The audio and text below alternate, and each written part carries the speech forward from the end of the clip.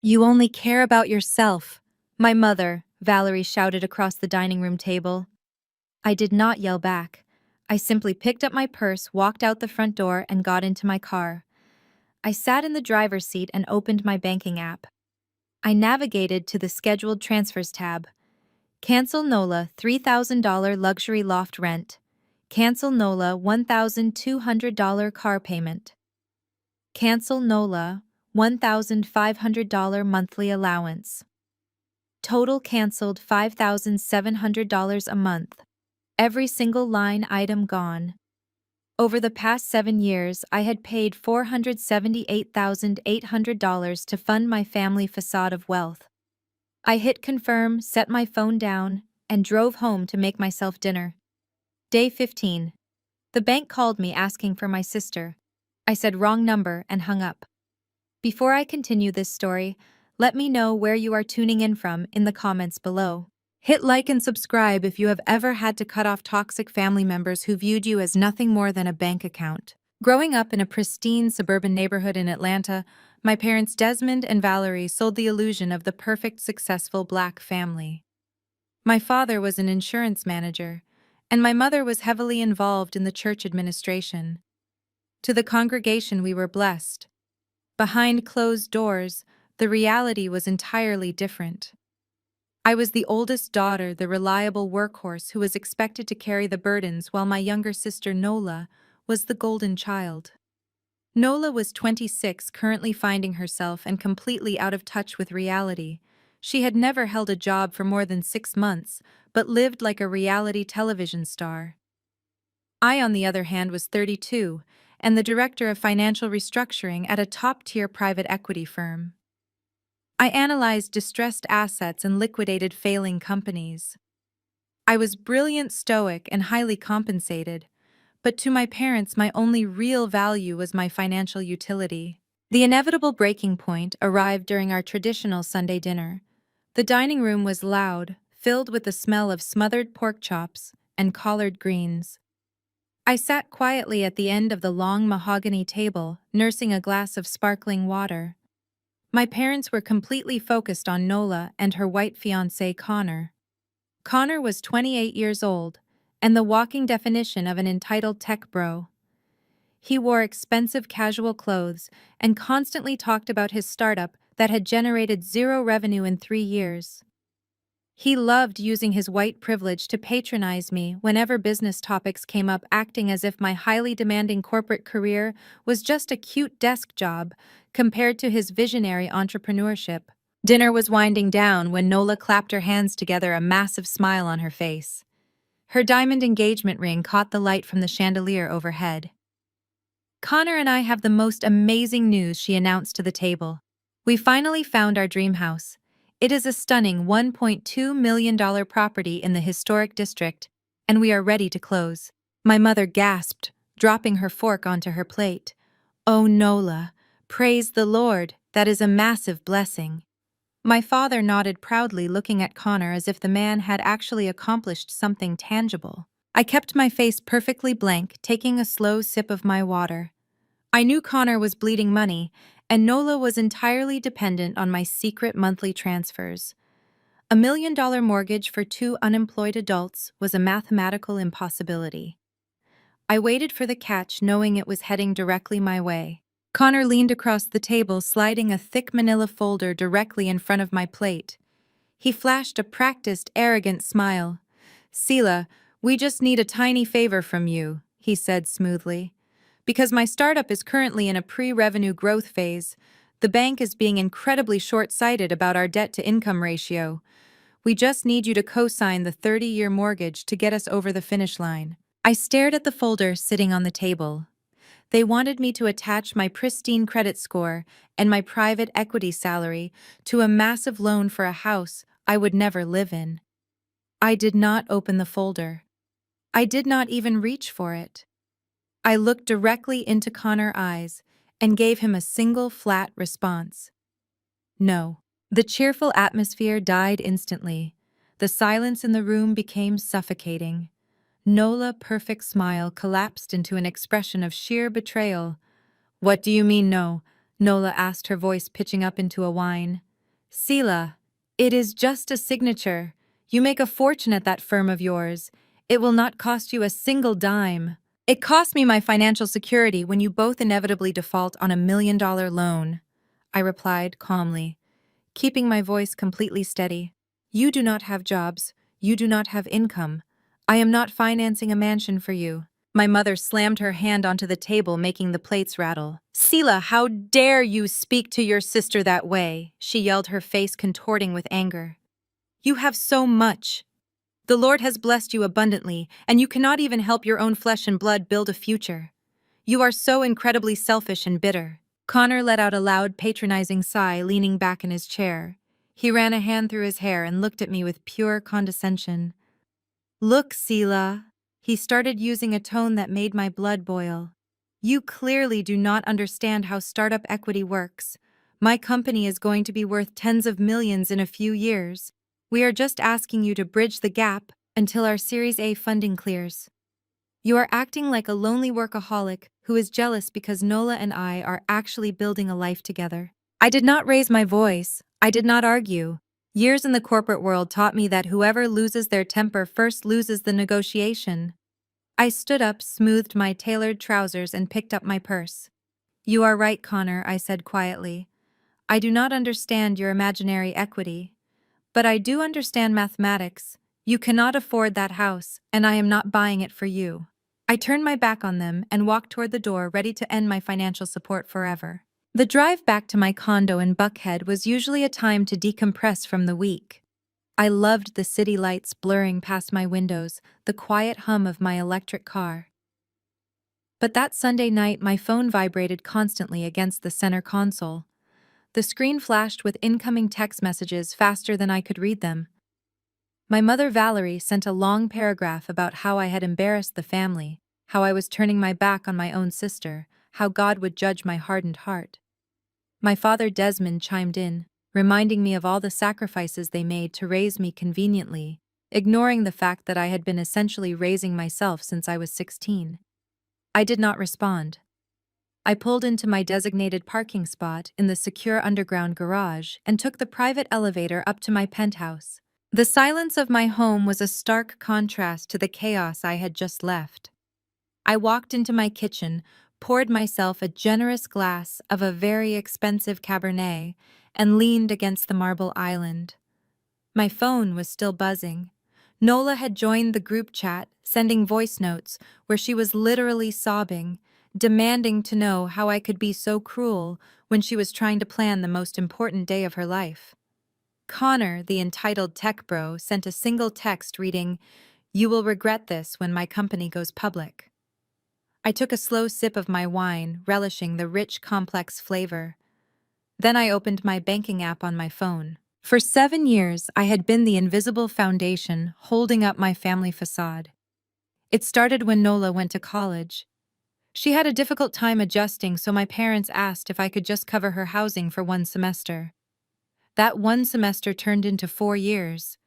When she graduated, she needed a safe, reliable car to get to interviews. Enter the Range Rover. When she decided she wanted to be an influencer and needed an aesthetic apartment to film her content, my parents cried about how they could not afford it, so I stepped in. I always stepped in. I had justified it because I was making mid-six figures at the private equity firm. I told myself it was just what successful older sisters did. But as I scrolled through my scheduled transfers, the reality of my financial abuse stared back at me in cold, hard numbers. I tapped on the first recurring payment, luxury loft rentals, $3,000 a month. This was the apartment Nola shared with Connor. I was paying for a grown man to live in a premium downtown loft while he patronized me at Sunday dinner. I tapped the cancel button. A prompt asked if I was sure. I hit confirm without hesitation. Next was the auto loan payment. Range Rover Financial, $1,200 a month. A car she drove to brunch and yoga classes while claiming she was building her brand. I tapped cancel. Confirm. Finally, the most infuriating transfer of all. NOLA personal allowance, $1,500 a month. This was the money she used for her designer clothes, her expensive dinners, her entire curated lifestyle. I tapped cancel. Confirm. Total canceled $5,700 a month. I sat down at my kitchen island, pulled up the calculator app, and did the math. $5,700 multiplied by 12 months, multiplied by 7 years. $478,800. Nearly $500,000 of my hard-earned money had gone to fund the delusion of a sister who called me selfish and a future brother-in-law who mocked my career. I stared at the number, letting the magnitude of their entitlement settle over me. I did not feel angry anymore. I felt free. I closed the banking app, turned my phone completely off, and went to the fridge. I took out a premium ribeye steak, seasoned it perfectly, and seared it in a cast-iron skillet. I ate my dinner in absolute peace. The fallout was not immediate. The beauty of autopay is that nobody notices it until it stops working. The first few days of the month passed quietly. I went to work at the private equity firm, leading a team of analysts through a complex restructuring deal for a struggling retail chain. I thrived in the high-pressure environment. My brain was wired for logic, for identifying structural weaknesses and executing solutions. I applied the same ruthless efficiency to my personal life. I did not turn my phone back on until Tuesday, and when I did, I ignored the accumulated voicemails from my parents. They were still playing the victim, acting as if my refusal to sign the mortgage was the ultimate betrayal, completely unaware that the real financial earthquake was about to hit them. It was day 15. I was in my office reviewing a particularly dense legal document regarding a corporate merger. The city of Atlanta sprawled out beneath my floor-to-ceiling windows. My desk phone rang. It was an external number.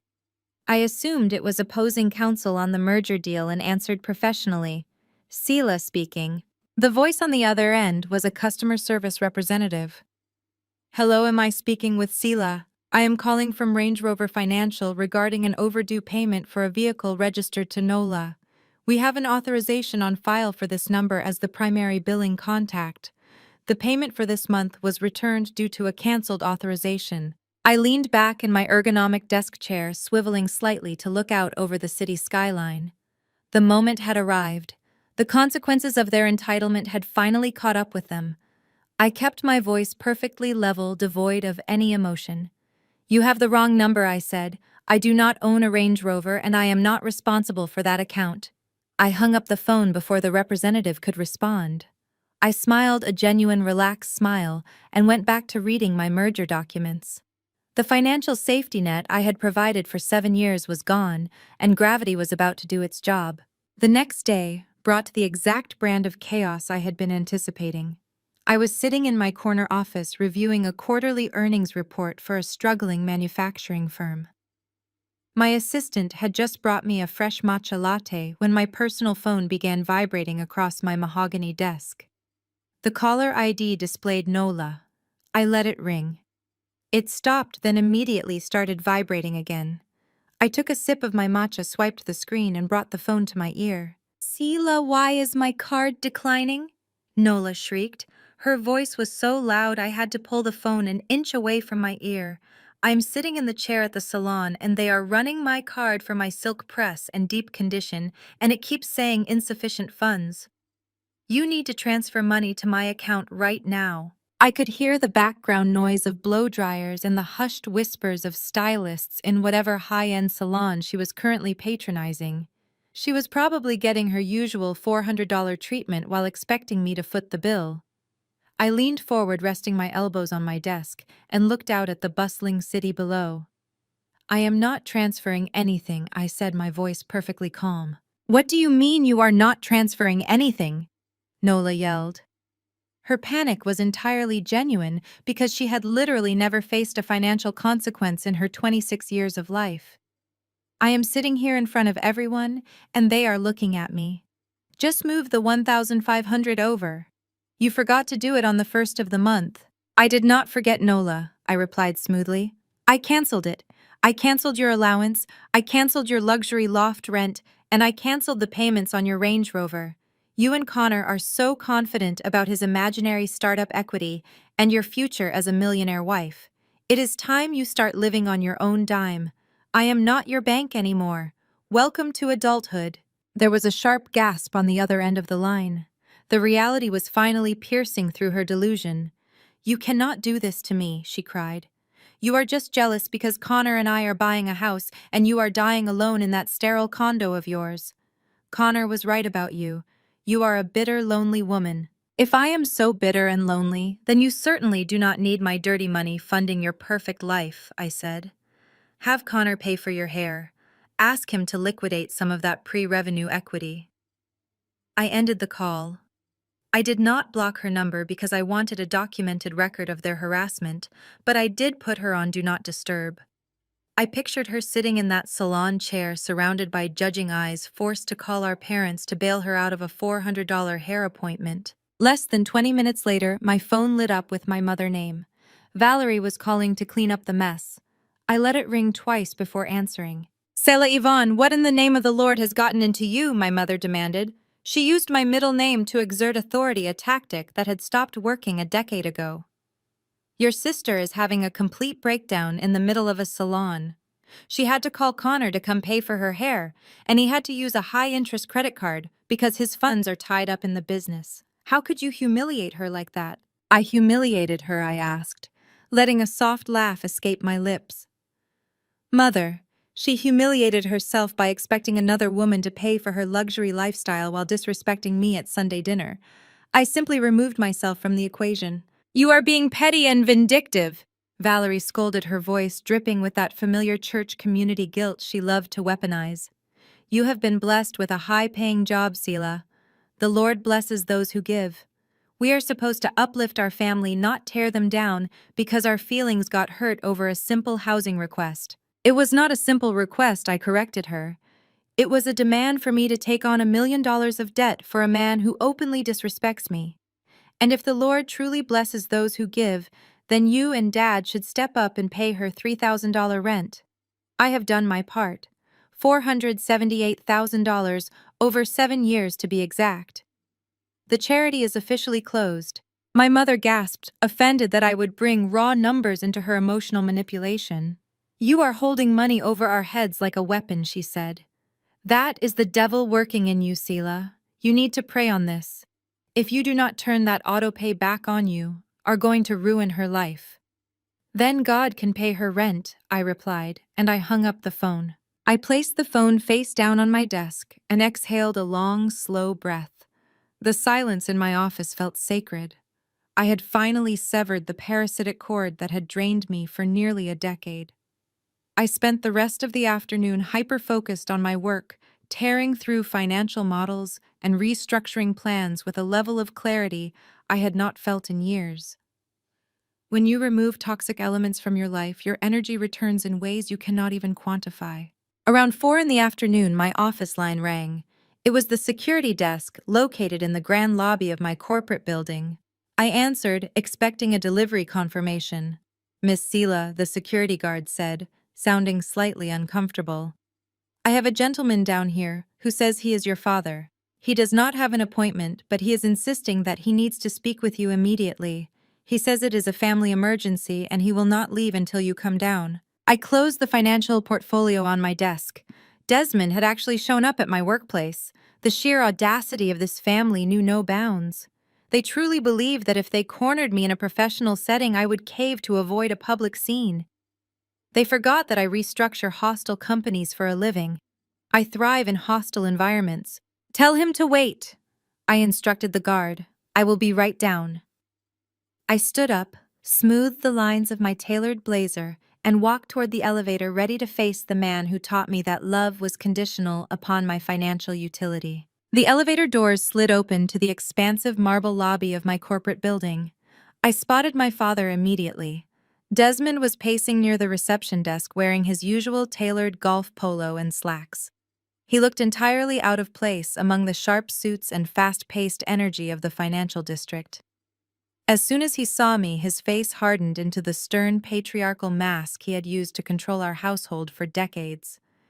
He marched toward me, fully expecting me to shrink under his gaze the way my mother and sister always did. I did not shrink.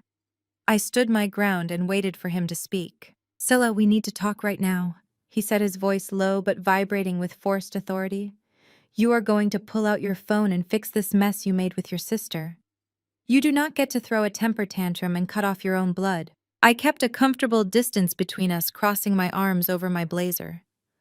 "I am not throwing a tantrum, Desmond," I replied calmly, dropping the title of dad to establish professional boundaries. "I made a financial decision regarding my own assets. I am no longer funding a lifestyle none of you can afford." He looked around nervously, checking to see if any of my colleagues or the security guards were watching. "You are embarrassing us," he hissed, leaning in closer. Nola called Connor, crying hysterically. "Connor called his parents to complain about you. Do you know how this looks? It makes us look like we are begging. It makes this family look broken." I smiled, a tight professional smile. "You are begging," I pointed out. "You are standing in the lobby of my workplace demanding I pay your adult daughter rent. If you are so concerned about how it looks to the in-laws, you should pay her bills yourself." My father's face flushed a deep, angry red. "You owe us," he demanded, his voice rising slightly. "We raised you.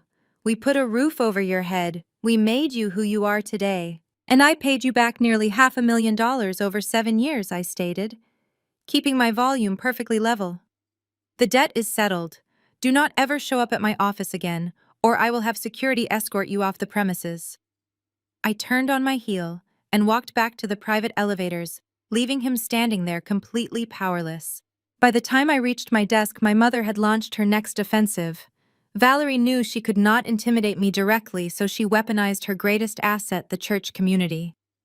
My phone screen lit up with a barrage of texts from the senior women of our congregation.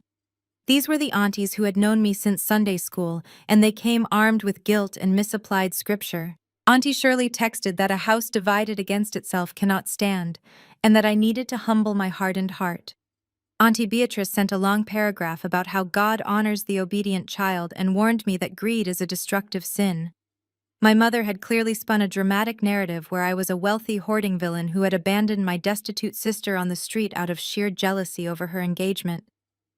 They were relentless, sending prayer hand emojis and passive-aggressive reminders about family loyalty and honoring my parents. I did not reply to a single one. I simply swiped left and muted every notification. I realized long ago that their version of love required my constant sacrifice. They did not care about my well-being. They only cared that I played my designated role so the family portrait remained spotless. I set my phone face down, taking a deep breath to clear my mind, and redirected my focus to where it actually mattered. I immersed myself in the largest corporate buyout our private equity firm had handled all year. We were evaluating a massive portfolio of distressed assets from a regional bank that had overextended itself. My job as the director of restructuring was to dig through the financial rot, find the bad debt, and decide which companies we would liquidate and which we would salvage. I spent hours analyzing spreadsheets, balance sheets, and defaulted commercial loans. It was fascinating how similar these failing corporations were to my family.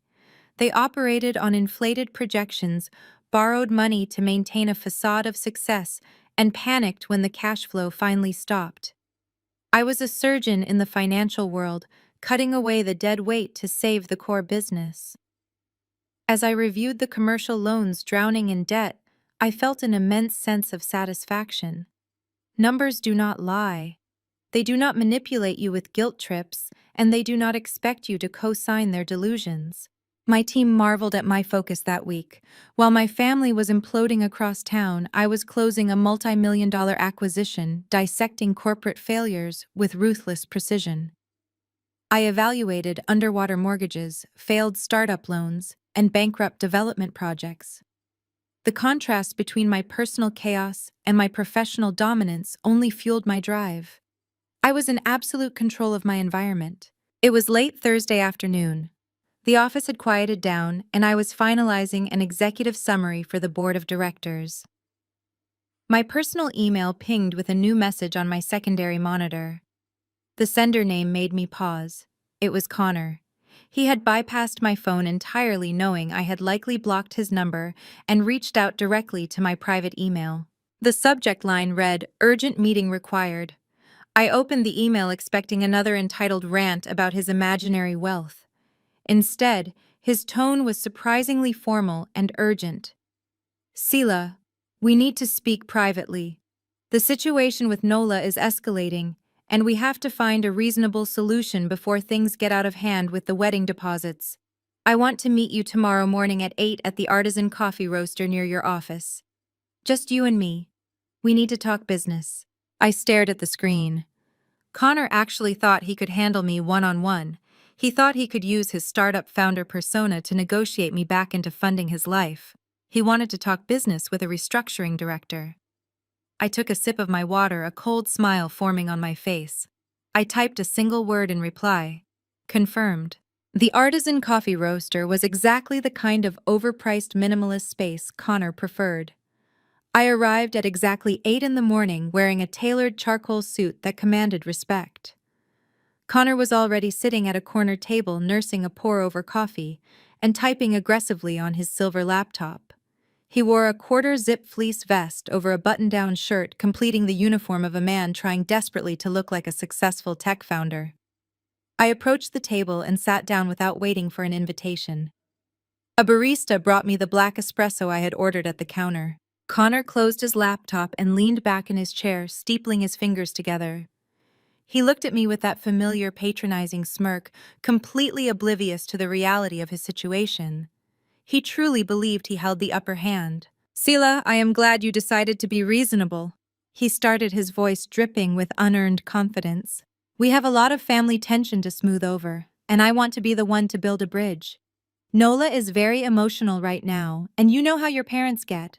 I am here to talk business man to man, so to speak." I did not smile. I did not nod.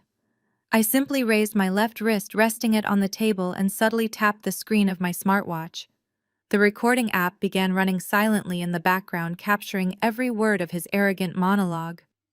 "Go ahead, Connor," I said, my voice flat and professional. "Pitch me." He adjusted his posture, clearly pleased with himself. He thought I was finally submitting to his authority. "My startup is right on the edge of a massive breakthrough," he explained, gesturing broadly with his hands. "We are in the final stages of closing a Series A funding round with some major venture capitalists in Silicon Valley. It is a multi-million-dollar valuation, Sela. The problem is that right now, all of my personal liquidity is tied up in the company accounts to show strong operational capital. Nola has vendors calling about the wedding deposits, and it is stressing her out." I took a slow sip of my espresso, waiting for the inevitable demand. "We just need $20,000 to cover the venue and the florist," he continued, leaning closer across the table. "It is a bridge loan, Sila. As soon as my Series A clears, I will pay you back with interest. Think of it as an early investment in your future brother-in-law. It gets your mother off your back, it makes Nola happy, and it proves you actually care about this family." He smiled, showing his perfectly white teeth, fully expecting me to write a check out of pure submission to his male authority. He was weaponizing his white privilege, assuming his buzzwords and empty promises would overwhelm me. He thought I was just a rigid older sister who needed a man to explain high finance to her. I set my espresso cup down on its ceramic saucer with a quiet click. I looked at him, analyzing him the exact same way I analyzed the bankrupt companies my firm purchased and liquidated. He was a bad asset, and it was time to close the account. I leaned forward, mirroring his posture, but replacing his arrogance with absolute predatory focus. "Your business model is completely worthless, Connor," I said, my voice dropping to a quiet, lethal volume. "You have zero proprietary technology because you outsourced your entire codebase to a third-party vendor offshore. Your customer acquisition cost is entirely unsustainable, and you have not generated a single dollar of actual revenue in 36 months. No venture capital firm is giving a Series A round to a glorified marketing brochure run by a man who cannot even pay for his own wedding flowers." The smirk vanished from Connor's face instantly. His jaw dropped slightly and the blood drained from his cheeks. He stared at me in stunned silence, trying to comprehend how I knew the intimate details of his failing company. He had forgotten that I evaluate distressed tech startups for a living. I could spot a fraud from a mile away. "You are drowning," I continued, refusing to break eye contact. "And you thought you could use my money to buy yourself a few more months of pretending to be a CEO? The answer is no. I am not funding your wedding. I am not funding your lifestyle. And I am certainly not funding your sinking ship." Connor's face rapidly shifted from pale to a deep, angry red. His fragile ego shattered completely under the weight of the truth. He slammed his hand onto the wooden table, rattling our coffee cups. Several patrons turned to look at us, but I did not break my gaze. "You think you are so smart?" he hissed, his voice trembling with rage. "You sit in your little office thinking you run the world. You are nothing but an arrogant, lonely diversity hire who got lucky. You are so bitter that Nola is young and beautiful and actually getting married while you are going to die alone with your spreadsheets. You do not understand real business, and you never will." I sat perfectly still, letting his racist and misogynistic insult hang in the air between us. My smartwatch recorded every single syllable. He had just handed me everything I needed to destroy him completely. I stood up, picking up my leather briefcase. I looked down at him, watching him seethe with impotent rage. "Good luck with the venture capitalists, Connor," I said, my voice carrying zero emotion. "Pay for the espresso." I turned my back on him and walked out of the coffee shop, the sound of my heels clicking against the polished concrete floor. The morning air was crisp and clear. I felt an immense sense of satisfaction, knowing I had finally exposed the core of his entitlement. I reached into my purse to retrieve my phone, preparing to call my lawyer, Roxanne, to update her on the situation. Before I could unlock the screen, a high-priority notification banner flashed across my display. It was an urgent alert from my premium credit monitoring application. I stopped walking and stared at the screen, my heart rate suddenly accelerating. The notification was clear and undeniable. A new commercial business line of credit had just been approved and opened. The principal amount was $150,000. The loan was registered under a new corporate entity, but the primary guarantor listed on the application was me. Someone had used my name, my credit history, and my exact social security number to secure a massive amount of corporate debt. I stood on the bustling city sidewalk while the truth settled over me like a heavy winter chill. Connor had not just asked me for $20,000. That was a distraction. He had already stolen my identity to save his worthless company. The family drama had just escalated from a toxic dispute into a federal financial crime. I did not panic. I did not scream. I walked directly to my car, got inside, and locked the heavy doors. I connected my phone to the dashboard display and dialed the only person who needed to know about this development. Roxanne answered on the second ring. Roxanne and I had been best friends since our undergraduate days at Spelman College. She was a brilliant corporate attorney at one of the most ruthless law firms in Atlanta, and she possessed the exact same lack of emotional fragility that I did. She was a partnered track attorney who specialized in corporate malfeasance and white-collar crime. She was the exact type of predator you wanted on your side when a situation turned hostile. I told her I was coming to her office and that we had a highly sensitive corporate identity theft situation on our hands. She told me she would clear her morning schedule immediately. I navigated the morning traffic with absolute precision. I did not let my heart rate elevate. I did not shed a single tear. I simply analyzed the data. My mind was rapidly categorizing the legal and financial implications of what Connor had just done. He was desperate. His fake startup was collapsing, and my refusal to co-sign his mortgage had pushed him over the edge. He had decided to bypass my consent entirely.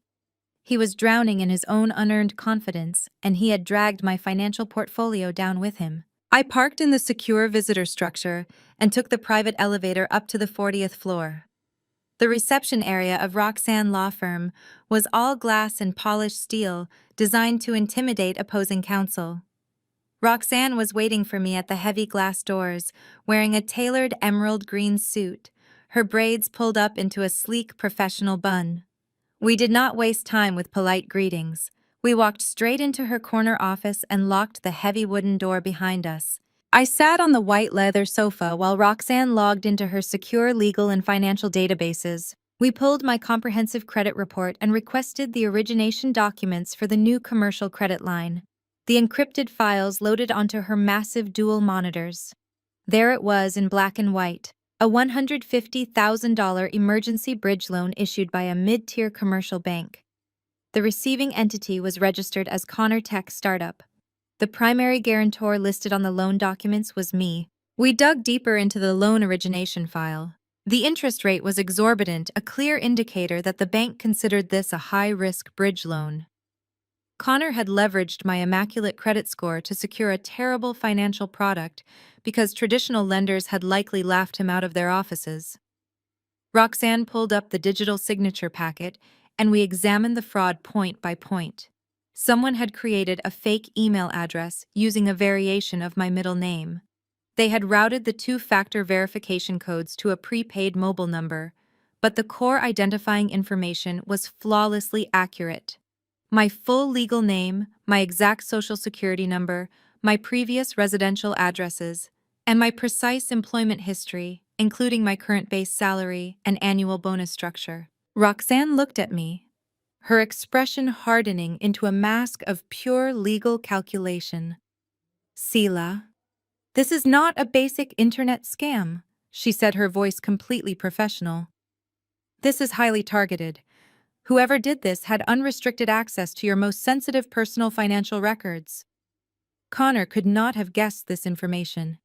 He is barely competent enough to run a fake business, let alone execute a sophisticated identity theft operation without an inside source. I stared at the fraudulent digital signature glowing on the computer screen.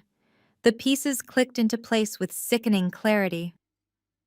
2 years ago, Nola had called me crying hysterically because she was being audited by the IRS for her freelance influencer income. She had begged me to help her sort out her taxes. I had securely shared a digital folder containing my own tax returns to show her how to properly format the deductions. That folder contained unredacted copies of my W-2 forms, my social security card, and my full employment history. I had trusted my sister. I had left the folder active on her cloud drive. Nola gave it to him. I said the words, tasting like ash in my mouth. She had all my financial documents from when I helped her fight the audit. Connor must have complained about needing capital for the wedding and his failing company, and my own sister handed him my entire financial identity on a silver platter. She helped her white fiancé steal from her black sister to fund a luxury lifestyle she could not afford. The profound betrayal settled deep in my chest. Nola had watched me work 16-hour days. She had watched me sacrifice my personal time to build my career. And she felt entirely justified in allowing her fiancé to harvest my identity because she believed my money was inherently hers to distribute. Roxanne leaned back in her ergonomic chair, steepling her fingers together. She looked at me with a mixture of profound sympathy and lethal determination. "The audacity is staggering," she noted quietly. "He actually thought he could secure a commercial loan in your name, pay for his wedding, pretend his startup was succeeding, and simply pay the loan back before you ever noticed the hard inquiry on your credit profile. It is the ultimate manifestation of white male entitlement. He truly believed he was untouchable and that you would simply absorb the damage if you ever found out." We sat in the quiet office, the hum of the city traffic muffled by the thick acoustic glass. The family dynamic had permanently shifted in the span of an hour. This was no longer about an arrogant man-child asking for a handout at a Sunday dinner. This was no longer about my mother using church guilt to make me pay for a luxury loft. This was a documented, verifiable federal financial crime involving wire fraud and identity theft. Roxanne turned her monitor off and picked up a heavy silver pen. She looked at me carefully, measuring my emotional state before asking the inevitable question. "Sela," she said, her voice softening just a fraction. "This is your family. If we escalate this, Connor is looking at serious federal prison time, and your sister will undoubtedly be named as a co-conspirator in the fraud. Do you want me to call your parents? We could handle this quietly. We could force him to liquidate the loan and sign a strict non-disclosure agreement without bringing in the authorities. I looked at the dark monitor screen. I thought about the 7 years of severe financial abuse. I thought about my mother calling me a selfish, bitter workaholic while living off my generosity. I thought about Connor calling me a lonely diversity hire just 30 minutes ago. I thought about my sister handing over my social security number to a man who openly disrespected me. I felt absolutely nothing for any of them. I stood up, smoothed my blazer, and walked over to Roxanne's desk. "No," I said, my voice cold and absolute. "Call the FBI." Roxanne did not flinch. She simply nodded and turned back to her dual monitors, her fingers flying across the mechanical keyboard. We spent the next 4 hours building an impenetrable fortress of documentation.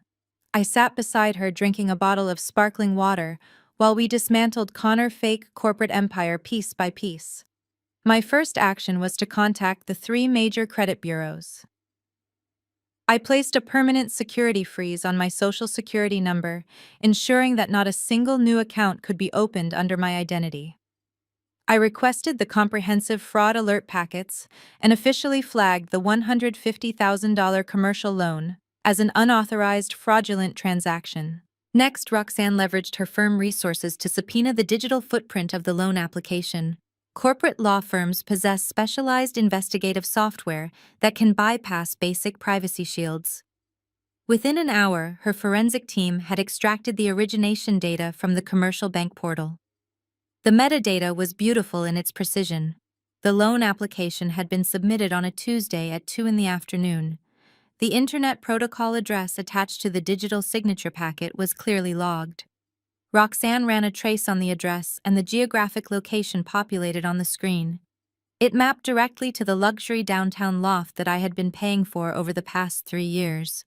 Connor had sat in the apartment my money secured and used the internet connection my money paid for to commit a federal crime against me. The audacity was truly a marvel to witness. We printed every single page of the forensic report. We compiled the loan documents, the internet protocol logs, the fraudulent email creations, and the timeline of my tax document sharing with NOLA. Roxanne placed everything into 3 heavy binder folders. She looked at me and told me it was time to take a drive.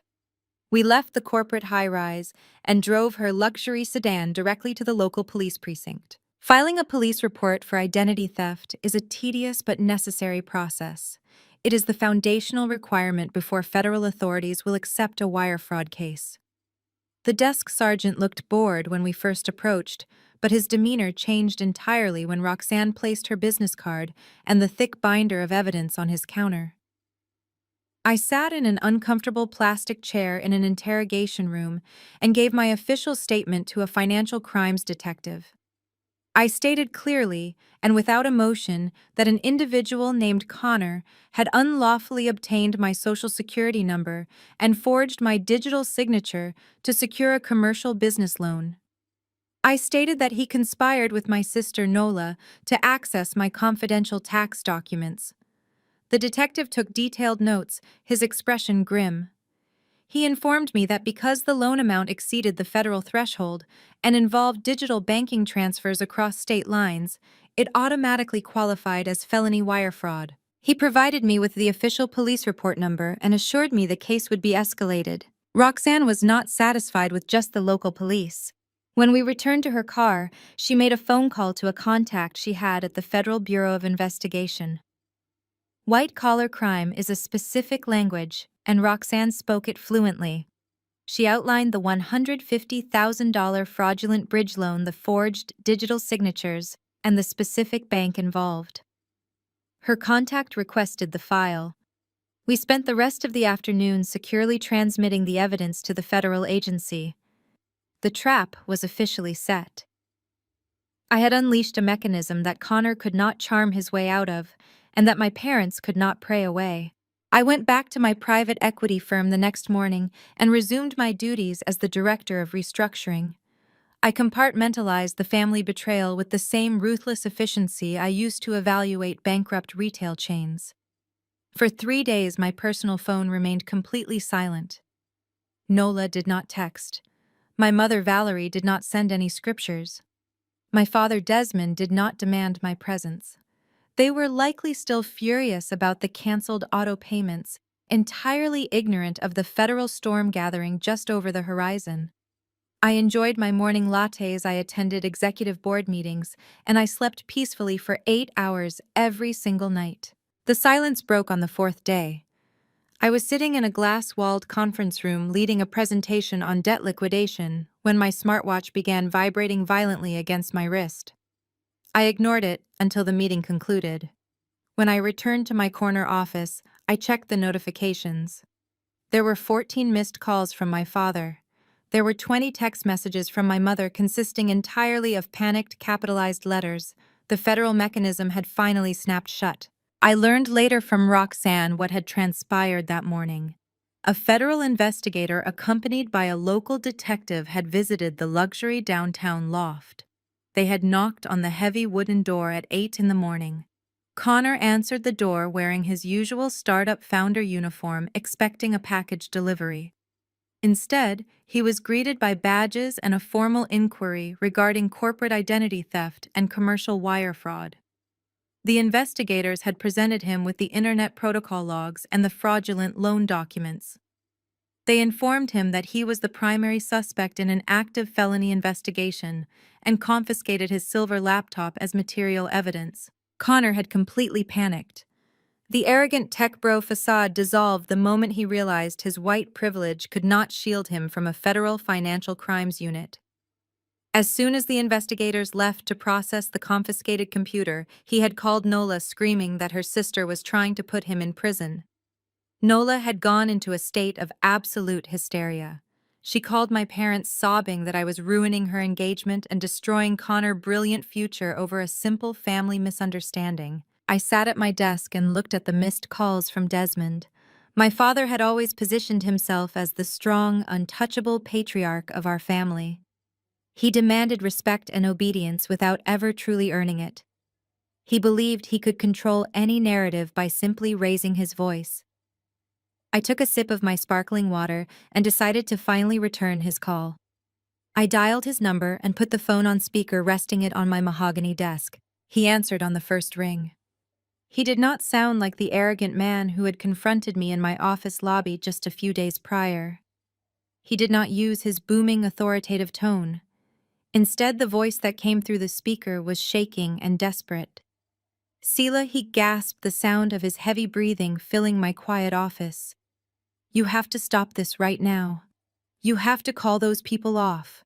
He was weeping. My proud, controlling father was crying hysterically over the phone, his words tumbling out in a wet, panicked rush. "Please, Sela," he sobbed. "You do not understand what you are doing. You are going to destroy us all." "Sela, please, you have to listen to me." My father pleaded, his voice cracking over the speakerphone. "The FBI was just here at Connor apartment. They took his computer. They told him he is facing federal charges. You have to call them and tell them it was a mistake. Tell them you authorized the loan and just forgot. You have to save him, Sela." I sat perfectly still in my ergonomic chair, my hands resting flat on the cool mahogany wood of my desk. My father, the man who had spent my entire life prioritizing his public image over my well-being, was now begging me to commit perjury to save a white man who had stolen my identity. The sheer audacity was not just insulting, it was pathological. "Desmond," I replied, my voice devoid of any warmth or familial obligation, "listen to me very carefully. I am not committing a federal crime to cover for your future son-in-law. He committed identity theft and wire fraud. The Internet Protocol logs placed the fraudulent transaction inside the apartment I have been paying for. The digital footprint is irrefutable. Connor is going to prison." My father let out a ragged sob. "You do not understand," he cried, his voice rising in panic. "If he goes to prison, we lose everything, Sela. We lose the house." I paused, my analytical mind catching the discrepancy. My parents had lived in their pristine suburban home in Atlanta for 25 years. The primary mortgage should have been nearly paid off by now. "Desmond, what are you talking about?" I demanded, my voice sharpening into a direct interrogation. "Why would Connor going to prison affect your house?" There was a long, agonizing silence on the other end of the line. I could hear my mother Valerie crying softly in the background. Then my father spoke the words tumbling out in a shameful confession that shattered the final remaining illusion of my family perfection. "We gave him the money, Sela," my father admitted, his voice barely above a whisper. "We took out a second mortgage on the house. $200,000. We gave it all to Connor for his startup." The revelation hit me with the force of a physical blow.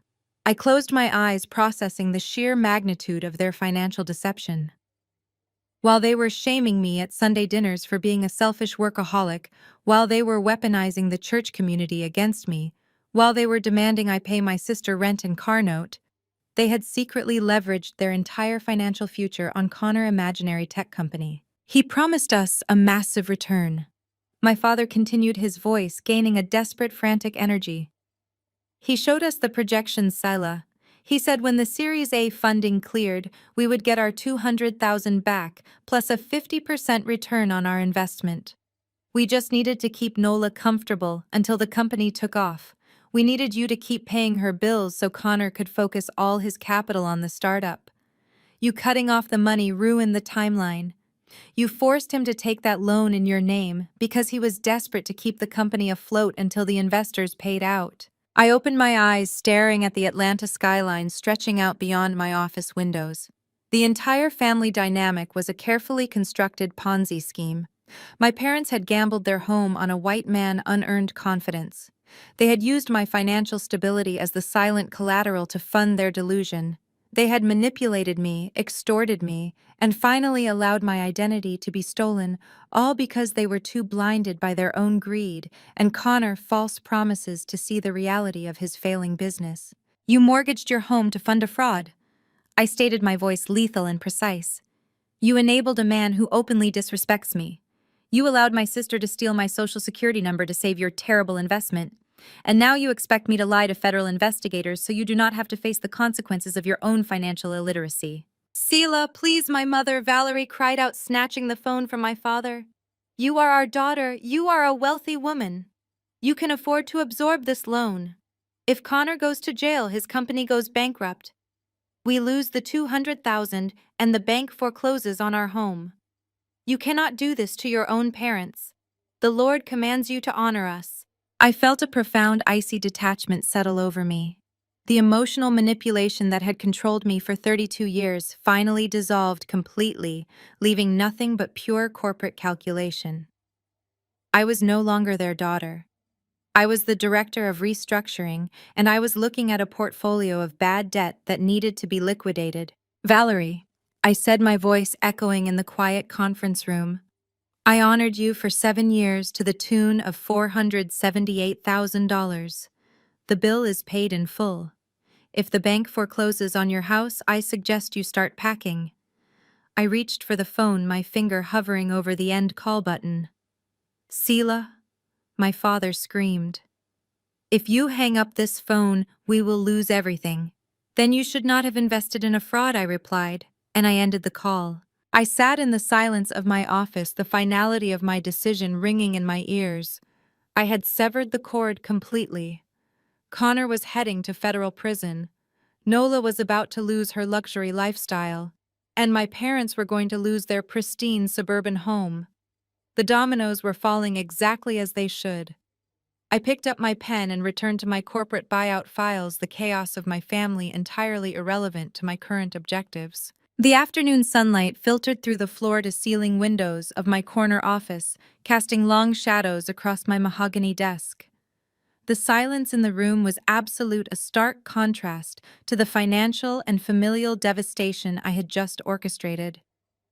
I had barely finished reviewing the latest distressed asset portfolio when my private office line rang. The caller ID displayed an out-of-state area code originating from a wealthy suburb in Connecticut. I knew exactly who was on the other end of the line. Connor parents Richard and Patricia had likely received a frantic phone call from their son the moment the federal investigators confiscated his silver laptop. I took a slow sip of my sparkling water, smoothed the lapels of my tailored blazer, and picked up the receiver. "Sela speaking," I said, keeping my voice perfectly level and devoid of any emotional inflection. "Sela, dear, it is Patricia." The voice on the other end began dripping with a sickeningly sweet and entirely artificial warmth. "Connor, mother, Richard is here on the line with me as well. We are just so distressed about this little situation with the authorities. We wanted to reach out to you directly to clear the air." I sat back in my ergonomic chair, analyzing her tone. Patricia spoke to me the way one might speak to a confused child or an unruly subordinate. She possessed that specific brand of wealthy white maternal entitlement that assumed any problem could be smoothed over with a soft voice and a polite request. She genuinely believed that her son committing a federal financial crime was merely a social faux pas that could be resolved over a brief telephone call. I did not offer a polite greeting. I simply waited for her to continue her performance. "You know, Selah, dear Connor is such a good boy," Patricia continued, her voice adopting a pleading maternal cadence. "He has always been so ambitious and so eager to provide a beautiful life for your sister. This whole thing with the bank is just a silly family misunderstanding. He simply got confused with the paperwork in his rush to secure funding for the wedding and his company. You would not want to ruin a bright young man's future over a simple administrative mistake, would you?" The sheer audacity of her statement settled over me like a heavy blanket. Her son was a 28-year-old man who had actively stolen my highly sensitive tax documents from his fiancée, forged a digital signature, and secured a $150,000 commercial bridge loan using my pristine credit history. Yet to his mother, he was just a bright young man who got confused by paperwork. She was weaponizing his white privilege, assuming the federal justice system, and I would simply look the other way because he had good intentions. Before I could dissect her ridiculous narrative, Richard chimed in. He used his deep, authoritative golf course voice, clearly expecting me to immediately submit to his patriarchal presence. "Listen to me, Selah," Richard said, attempting to sound reasonable and commanding at the same time. "Connor made an error in judgment under extreme pressure. We all know how stressful startup culture can be. But involving federal investigators is a massive overreaction. You are a successful woman in finance. You understand business. I am willing to personally write you a check today to cover the principal balance of the loan and any associated fees.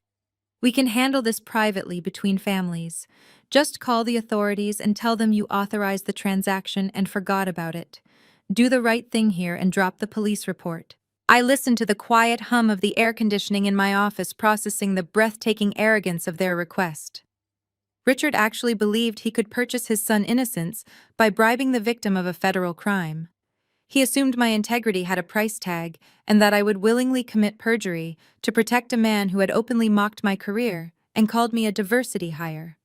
They had raised a son who felt completely entitled to harvest a black woman's financial identity to fund his delusion, and now they were demanding that I absorb the damage to preserve his future. I placed my elbows on my desk and leaned forward, my analytical mind locking onto them with ruthless precision. "Richard and Patricia," I said, my voice dropping to a quiet, lethal volume that commanded absolute silence on their end of the line. "You seem to be under the severe misconception that we are negotiating. We are not. Your son did not make a paperwork error. He did not have a simple misunderstanding. He actively conspired with my sister to steal my social security number, and he committed felony wire fraud across state lines." "Selah, please. You are being entirely unreasonable," Patricia gasped, her fake sweetness dissolving into genuine panic. "He is going to marry your sister. They are going to buy a house. You cannot send him to prison over money." "Identity theft is not a misunderstanding," I stated, cutting her off completely. "It is a federal crime, and attempting to bribe a witness to withdraw a federal complaint is also a crime, Richard. I am not your employee. I am not your subordinate. I am the director of restructuring at a private equity firm, and I do not tolerate corporate malfeasance from failing startup founders. You cannot buy his way out of this, and I will never withdraw my statement." "But his whole life will be ruined," Patricia sobbed, her voice cracking. "He is a good person. He just wanted to be successful." "Then you should have taught him how to build a real business instead of how to steal from black women," I replied, my tone completely devoid of mercy. "The loan origination documents are already in the hands of the Federal Bureau of Investigation. The Internet Protocol logs place the fraud inside his apartment. The evidence is irrefutable. Tell your bright young man to get a good defense attorney." I hung up the phone before either of them could utter another word. I disconnected the line and placed the receiver back on its cradle. The silence in my office returned pure and undisturbed. I had shut down their entitlement with the same cold efficiency I used to liquidate bankrupt assets. They were powerless against the reality of the legal system, and they knew it.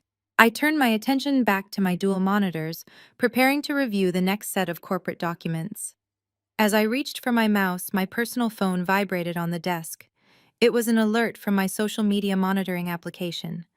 Despite the federal investigation, despite the canceled auto payments, despite her fiancé facing imminent prison time, Nola was still clinging desperately to her curated online reality. I opened the application and looked at her most recent post.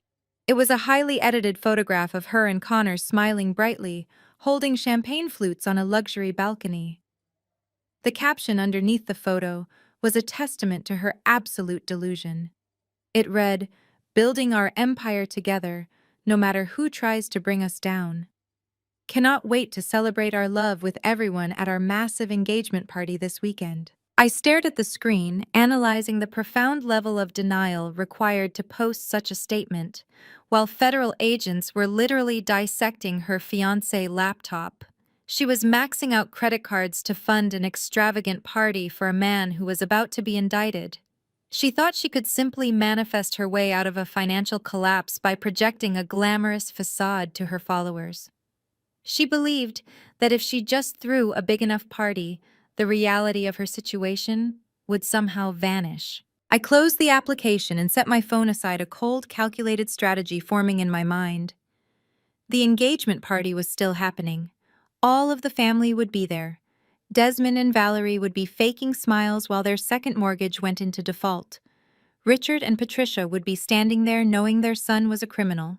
Nola would be wearing a designer dress paid for by stolen funds. It was the perfect venue for a comprehensive restructuring. I pulled a fresh legal pad toward me and began outlining the final phase of my liquidation plan. The corporate boardroom was a sanctuary of high-stakes finance. The long glass table reflected the panoramic view of the Atlanta skyline, while my team of senior analysts sat poised and focused. We were in the final stages of acquiring a massive portfolio of distressed assets from Southern Alliance Bank, a regional institution that had severely overextended itself in the commercial lending sector. As the director of restructuring, it was my responsibility to audit the bad debt and execute the acquisition. This was a standard procedure for our private equity firm. We purchased defaulted loans for pennies on the dollar and then aggressively liquidated the assets to maximize returns for our investors. I sat at the head of the table, my tablet displaying the encrypted master file of the acquisition portfolio. The data scrolled past in endless columns of red numbers. Defaulted commercial mortgages, failed small business loans, and severely delinquent personal credit lines secured by real estate.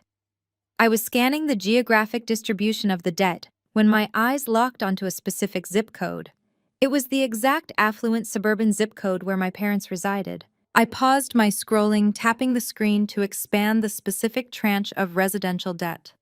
The digital file opened, revealing the underlying documentation. My heart rate remained perfectly steady, but my analytical mind immediately recognized the impossible coincidence. The primary asset listed in the default file was a colonial-style house located on a pristine cul-de-sac. The names on the deed were Desmond and Valerie. I stared at the screen, the realization blooming with cold, absolute clarity.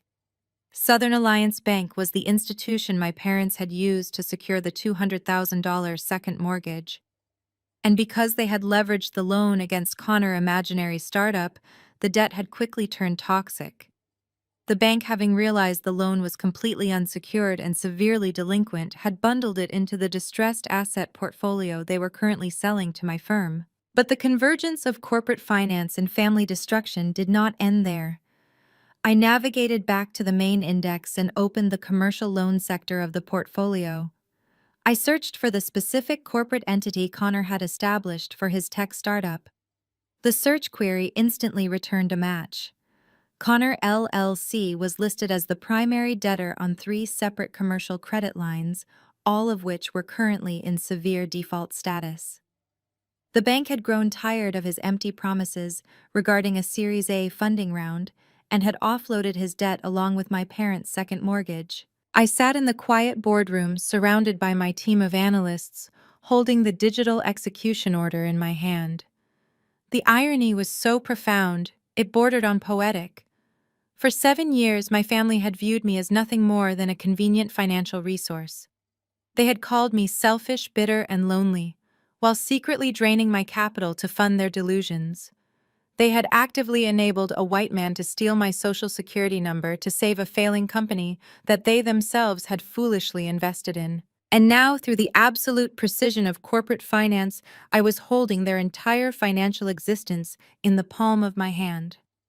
The private equity firm I directed had just successfully acquired the portfolio. That meant my firm was now the primary creditor. We owned the debt. We owned the commercial loans that kept Connor fake startup alive. And we owned the second mortgage on the house my parents loved more than they loved me. As the director of restructuring, I possessed the unilateral legal authority to determine how those distressed assets would be handled. I could theoretically structure a repayment plan. I could negotiate a settlement. Or I could execute my primary function and liquidate the assets entirely. Liquidation meant immediate foreclosure on my parents' home and the absolute seizure of all assets tied to Connor LLC. I looked up from my tablet, making eye contact with my lead analyst. He was waiting for my final authorization to initiate the asset processing phase. The decision required zero emotional deliberation. My family had explicitly chosen their path the moment they allowed my identity to be compromised. They had prioritized Connor comfort over my safety, and they had gambled their home on his unearned arrogance. I was not going to save them from the consequences of their own financial illiteracy. I was going to do my job. Initiate the standard liquidation protocols for the entire Southern Alliance portfolio. I instructed, my voice carrying the crisp, unquestionable authority of an executive director. Flag the residential defaults for immediate foreclosure processing and initiate asset seizure for all delinquent commercial entities within the tranche. I want the legal notices drafted and ready for execution by the end of the week. My lead analyst nodded, tapping the confirmation on his own device. Consider it done, Sela, he replied. The legal department will have the foreclosure notices ready for your signature by Friday. I locked my tablet and concluded the meeting. The trap was no longer just set. The mechanism had been activated. My family was entirely oblivious to the corporate leviathan moving silently toward them. Nola was likely still posting highly edited photos of her wedding preparations. Connor was likely still dodging calls from federal investigators. And my parents were likely still praying for a miracle to save their home. They were about to discover that the only miracle they were going to receive was a certified notice of foreclosure signed directly by the daughter they had called a diversity hire. The financial purge was officially underway, and I was directing the demolition. Friday morning arrived with the crisp efficiency I had come to expect from my life. I sat in my office drinking a cup of black coffee while the legal department finalized the paperwork. Roxanne had driven over to my corporate building during her lunch hour to personally review the documents. She walked into my office carrying her leather briefcase and a predatory smile. We spread the files across my glass desk. The notice of default and foreclosure for my parents' house was printed on heavy watermarked paper. The commercial liquidation order for Connor Limited Liability Company sat right beside it. Roxanne read through the clauses with meticulous attention to detail. She verified the default dates, the outstanding principal balances, and the immediate acceleration clauses. Everything was mathematically and legally bulletproof. She looked up at me and confirmed that as the director of restructuring, I had absolute statutory authority to seize the assets immediately. There was no grace period left. The regional bank had exhausted all leniency before selling the debt to my private equity firm. We were simply the executioners. Roxanne signed off as my external legal counsel, ensuring that if my parents Desmond and Valerie tried to contest the seizure, they would be met with an impenetrable wall of corporate litigation. Roxanne tapped her manicured fingernail against the foreclosure notice for my parents' home. She noted that Desmond and Valerie had ignored 3 separate warnings from the original bank before the debt was sold to my firm. They had buried their heads in the sand, hoping their religious platitudes and Connor fake startup would magically resolve a $200,000 deficit. Roxanne smiled a cold legal smile and told me that executing this order was not just business, it was a masterclass in accountability. I agreed completely. I felt no lingering guilt or familial obligation. The emotional manipulation that usually accompanied family gatherings had been entirely neutralized by the sheer volume of their deception. They had stolen my identity and leveraged their own home to protect a white man who called me a diversity hire. While we reviewed the foreclosure notices, my secondary monitor displayed the ridiculous reality playing out on social media. Nola was live streaming her preparations for the massive engagement party scheduled for tomorrow night. She was at an exclusive bridal boutique, sipping champagne and holding up a designer dress. Roxanne leaned over and watched the video with a mixture of disgust and fascination. Nola was bragging to her followers about how her future in-laws, Richard and Patricia, were going to ensure her wedding was the social event of the season. She had convinced herself that Connor's federal investigation was just a temporary hurdle and that his wealthy white parents would simply write a check to make the problem disappear. I watched another video Nola posted where she was securing a luxury rooftop venue, booking premium catering, and hiring a string quartet. She was funding an illusion with credit she did not actually possess, while her fiancé was likely consulting with a criminal defense attorney. The absolute disconnect from reality was staggering. Nola also posted a passive-aggressive caption stating that family always comes around in the end because blood is thicker than jealousy. She genuinely believed that by throwing a lavish public event, she could back me into a corner. In her mind, I was just a bitter older sister who would cave to public pressure to avoid ruining a family celebration. She was maxing out high-interest credit cards to fund a rooftop party for a man who was actively being investigated by federal agents for wire fraud. She thought the aesthetics of wealth could somehow override the reality of bankruptcy. She assumed that if she gathered all the church aunties, our extended relatives, and Connor's affluent social circle in one room, I would be forced to smile and restore her monthly allowance to keep up appearances. It was the exact same manipulative tactic my mother Valerie had used for decades. They relied on my silence and my desire for peace to fund their chaos, but they fundamentally misunderstood the woman I had become. They thought they were dealing with a compliant daughter, but they were actually dealing with a restructuring director who held their entire net worth in a manila folder. Saturday evening arrived. I stood in the master bathroom of my penthouse looking at my reflection in the floor-to-ceiling mirror. I was not getting ready for a family celebration. I was preparing for a corporate liquidation. I bypassed the pastel dresses and floral prints hanging in my closet. I reached for a tailored emerald green power suit. The color of money. The color of absolute control.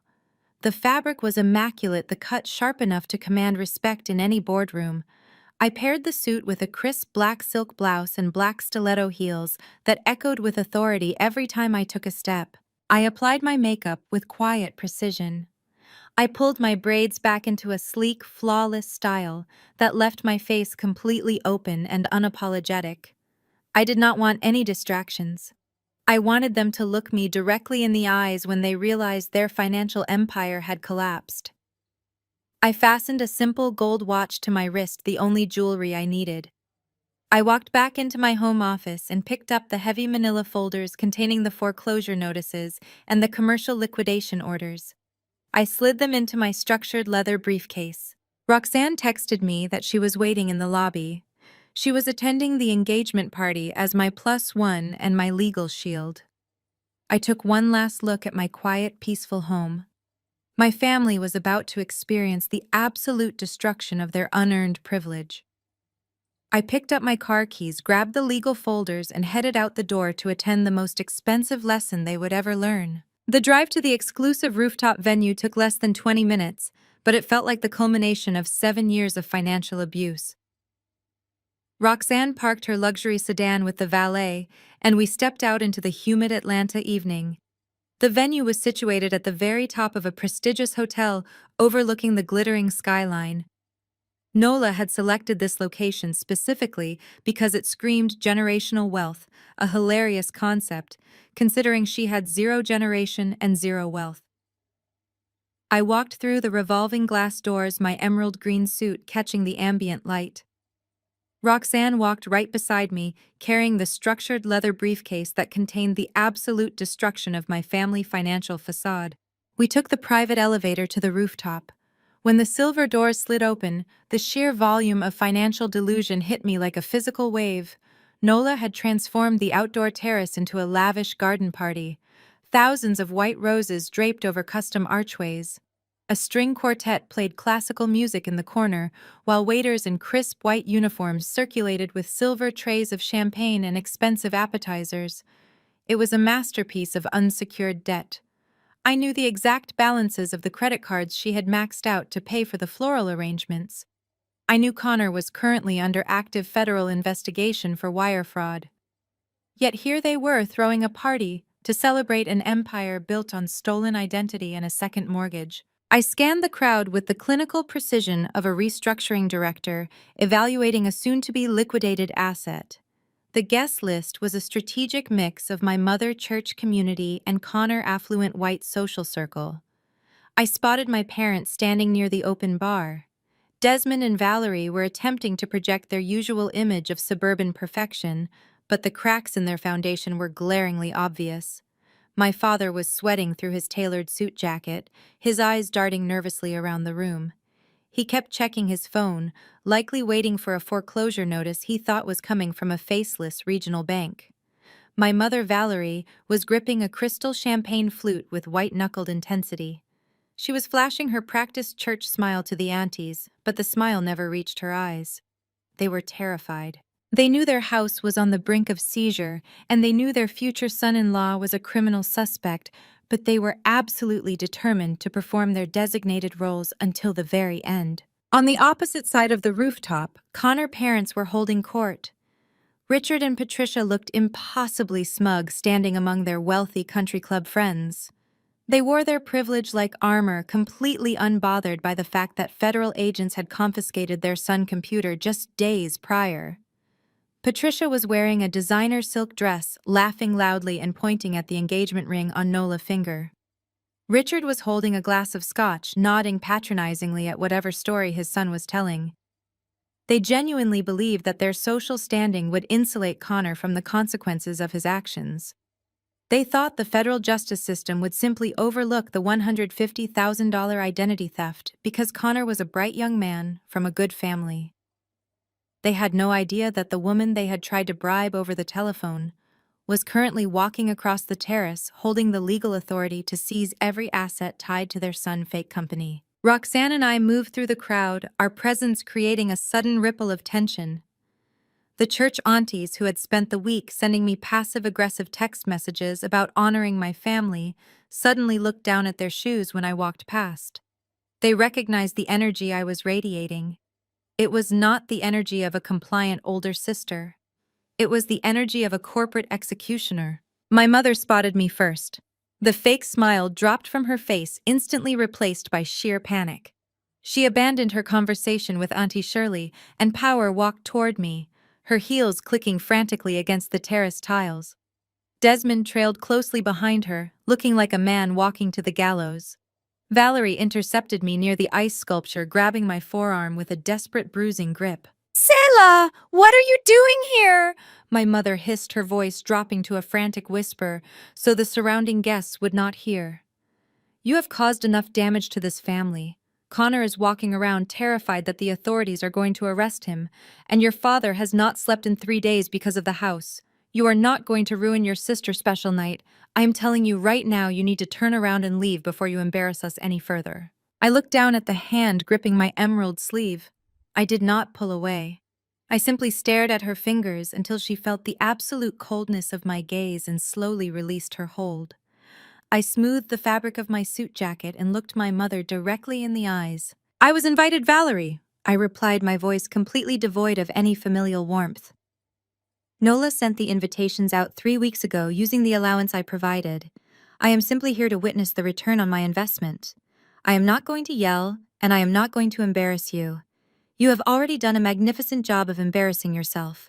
Desmond stepped forward, attempting to use his physical size to intimidate me the way he had done when I was a teenager. Sela, please, he begged, his voice trembling with a mixture of anger and desperation. We are begging you to just be normal for one evening. Let Nola have her moment. We can discuss the police report and the mortgage tomorrow. Just do not make a scene tonight. I smiled a completely hollow corporate smile. I am not making a scene, Desmond, I assured him, stepping effortlessly around his bulky frame. I am just going to get a drink and enjoy the atmosphere. Roxanne and I walked away from them, leaving my parents stranded in their own anxiety. We approached the bar, and I requested a glass of their most expensive champagne. I took a slow sip, letting the crisp liquid cool my throat. I turned and leaned against the high-top table, watching the circus unfold before me. Nola was flitting around the terrace wearing a glittering white gown, posing for photographs with Connor friends and acting as if she were the Queen of Atlanta. She was completely oblivious to the legal storm gathering directly above her head. She saw me standing by the bar, and her eyes widened in shock, but she quickly turned away, pretending I did not exist. She was relying on the public setting to keep me silent. She thought my presence was a silent surrender. The music from the string quartet suddenly faded away, replaced by the sharp tapping of silverware against crystal. The chatter of the crowd died down as everyone turned their attention toward the center of the terrace.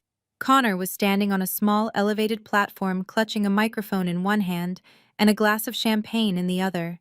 His blonde hair was perfectly styled, and he wore a custom-tailored suit that he had likely purchased using the fraudulent commercial loan he secured in my name. He looked out over the crowd of guests, flashing his signature arrogant tech bro smile.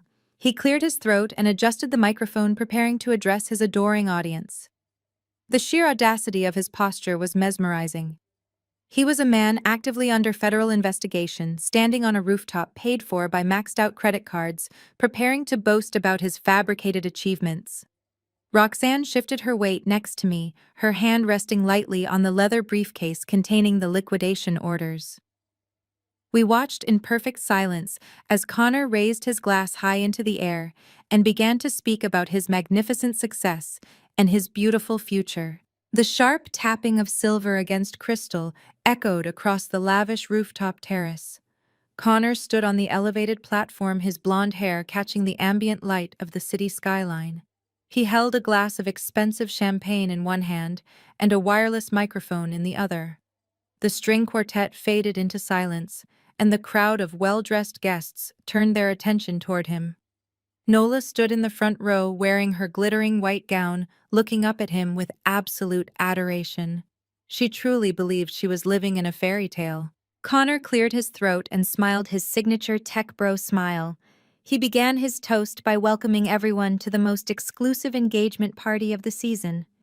He talked about how beautiful Nola looked and how lucky he was to find a woman who supported his massive vision. He spoke about his startup company using empty corporate buzzwords like disruptive innovation and paradigm shifts. He actually had the sheer audacity to mention the $200,000 of seed capital he had secured, conveniently omitting the fact that it came from a second mortgage on my parents' suburban home. He spun a ridiculous narrative about early investors who believed in his genius. Richard and Patricia nodded along with immense pride. They clinked their glasses together, celebrating their son's fabricated success. The church aunties in the crowd whispered to each other about how blessed Nola was to find such a driven and successful man. They cast subtle, judgmental glances in my direction, expecting me to shrink in the presence of his imaginary wealth. Then Connor shifted his posture, and his tone took on a sharp, patronizing edge. He looked directly across the terrace and locked eyes with me. He decided to use his moment in the spotlight to deliver a public insult. He spoke into the microphone, stating that building an empire is never easy. He said that true innovators always face resistance from people who lack vision. He smirked and told the crowd that there are always toxic family members who doubt your potential because they are trapped in their own bitter, lonely lives. He said some people are so consumed by their sterile corporate jobs that they become jealous of true love and real entrepreneurial success. He raised his glass to Richard and Patricia, thanking them for being his real supporters when others tried to tear him down. Nola smiled smugly from the front row. Desmond and Valerie looked mortified, but they remained completely silent, too cowardly to defend their eldest daughter against a white man's disrespect. I stood perfectly still next to the open bar. I did not frown. I did not react to his pathetic attempt at public humiliation. I simply finished the last sip of my champagne and handed the empty crystal flute to a passing waiter. I smoothed the lapels of my tailored emerald green suit. I looked at Roxanne, who stood beside me holding her leather briefcase. She gave me a single firm nod. The time for observation was over. The liquidation phase had officially begun. I stepped away from the bar and began walking toward the elevated platform. The sharp, confident click of my stiletto heels resonated against the terrace tiles.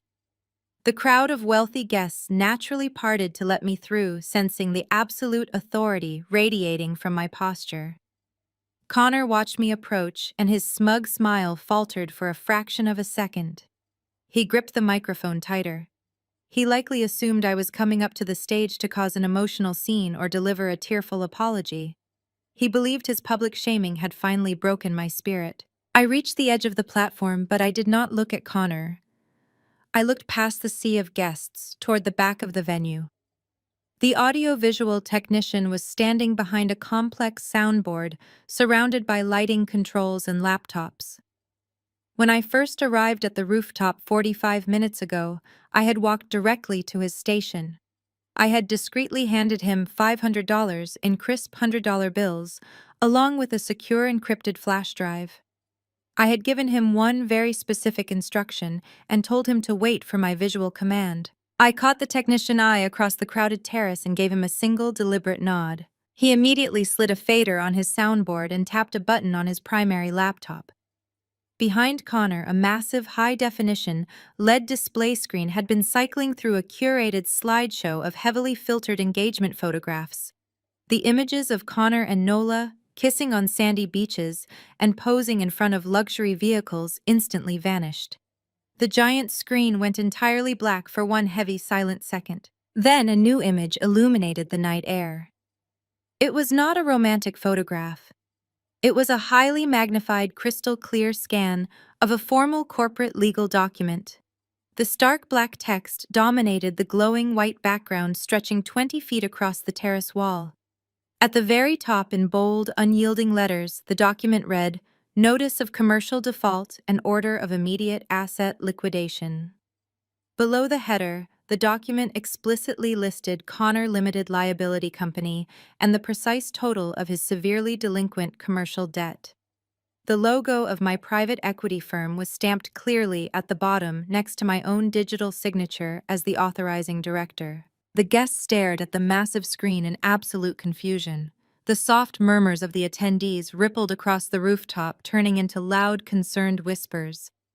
They were trying to comprehend why a hostile financial foreclosure document had suddenly interrupted a romantic engagement toast. Connor turned around to see what the entire crowd was staring at. The blood drained from his face so fast he looked physically ill. His jaw dropped, and his eyes widened in pure, unadulterated terror. He recognized the legal form immediately. He looked back at me, his arrogance completely evaporated and replaced by the frantic panic of a cornered animal. Nola shrieked from the front row, demanding to know who put that ugly piece of paper on her beautiful slideshow. She had no idea what the document actually meant because she possessed zero financial literacy. Richard and Patricia stepped forward, their faces red with confusion and rising anger. Desmond and Valerie, however, knew exactly what a default notice looked like. My father covered his face with his trembling hands. My mother physically stumbled backward, bracing herself against a tall cocktail table to keep from falling over. I stepped up onto the platform. I did not rush. I walked with the deliberate, measured pace of an executive taking control of a hostile boardroom. I stopped right next to Connor. He was shaking. His hands were trembling so violently he could barely hold the microphone. He looked at me as if I were the Grim Reaper in an emerald green suit. I reached out and wrapped my fingers around the sleek metal cylinder of the microphone. I did not ask for permission. I simply took it from his grasp. He let it go without a single word of protest, his spirit completely broken by the glowing legal execution order hovering above his head. The crowd went completely silent. The string quartet remained frozen. The only sound was the distant hum of the Atlanta City traffic far below us. Hundreds of eyes were locked on me. I stood at the center of the platform holding the microphone, looking out over the sea of stunned faces, ready to deliver my own toast. I held the microphone loosely in my hand and looked out at the sea of expectant faces.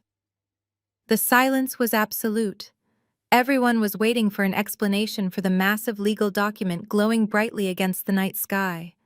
Connor was frozen beside me, a monument to unearned arrogance rapidly crumbling into dust.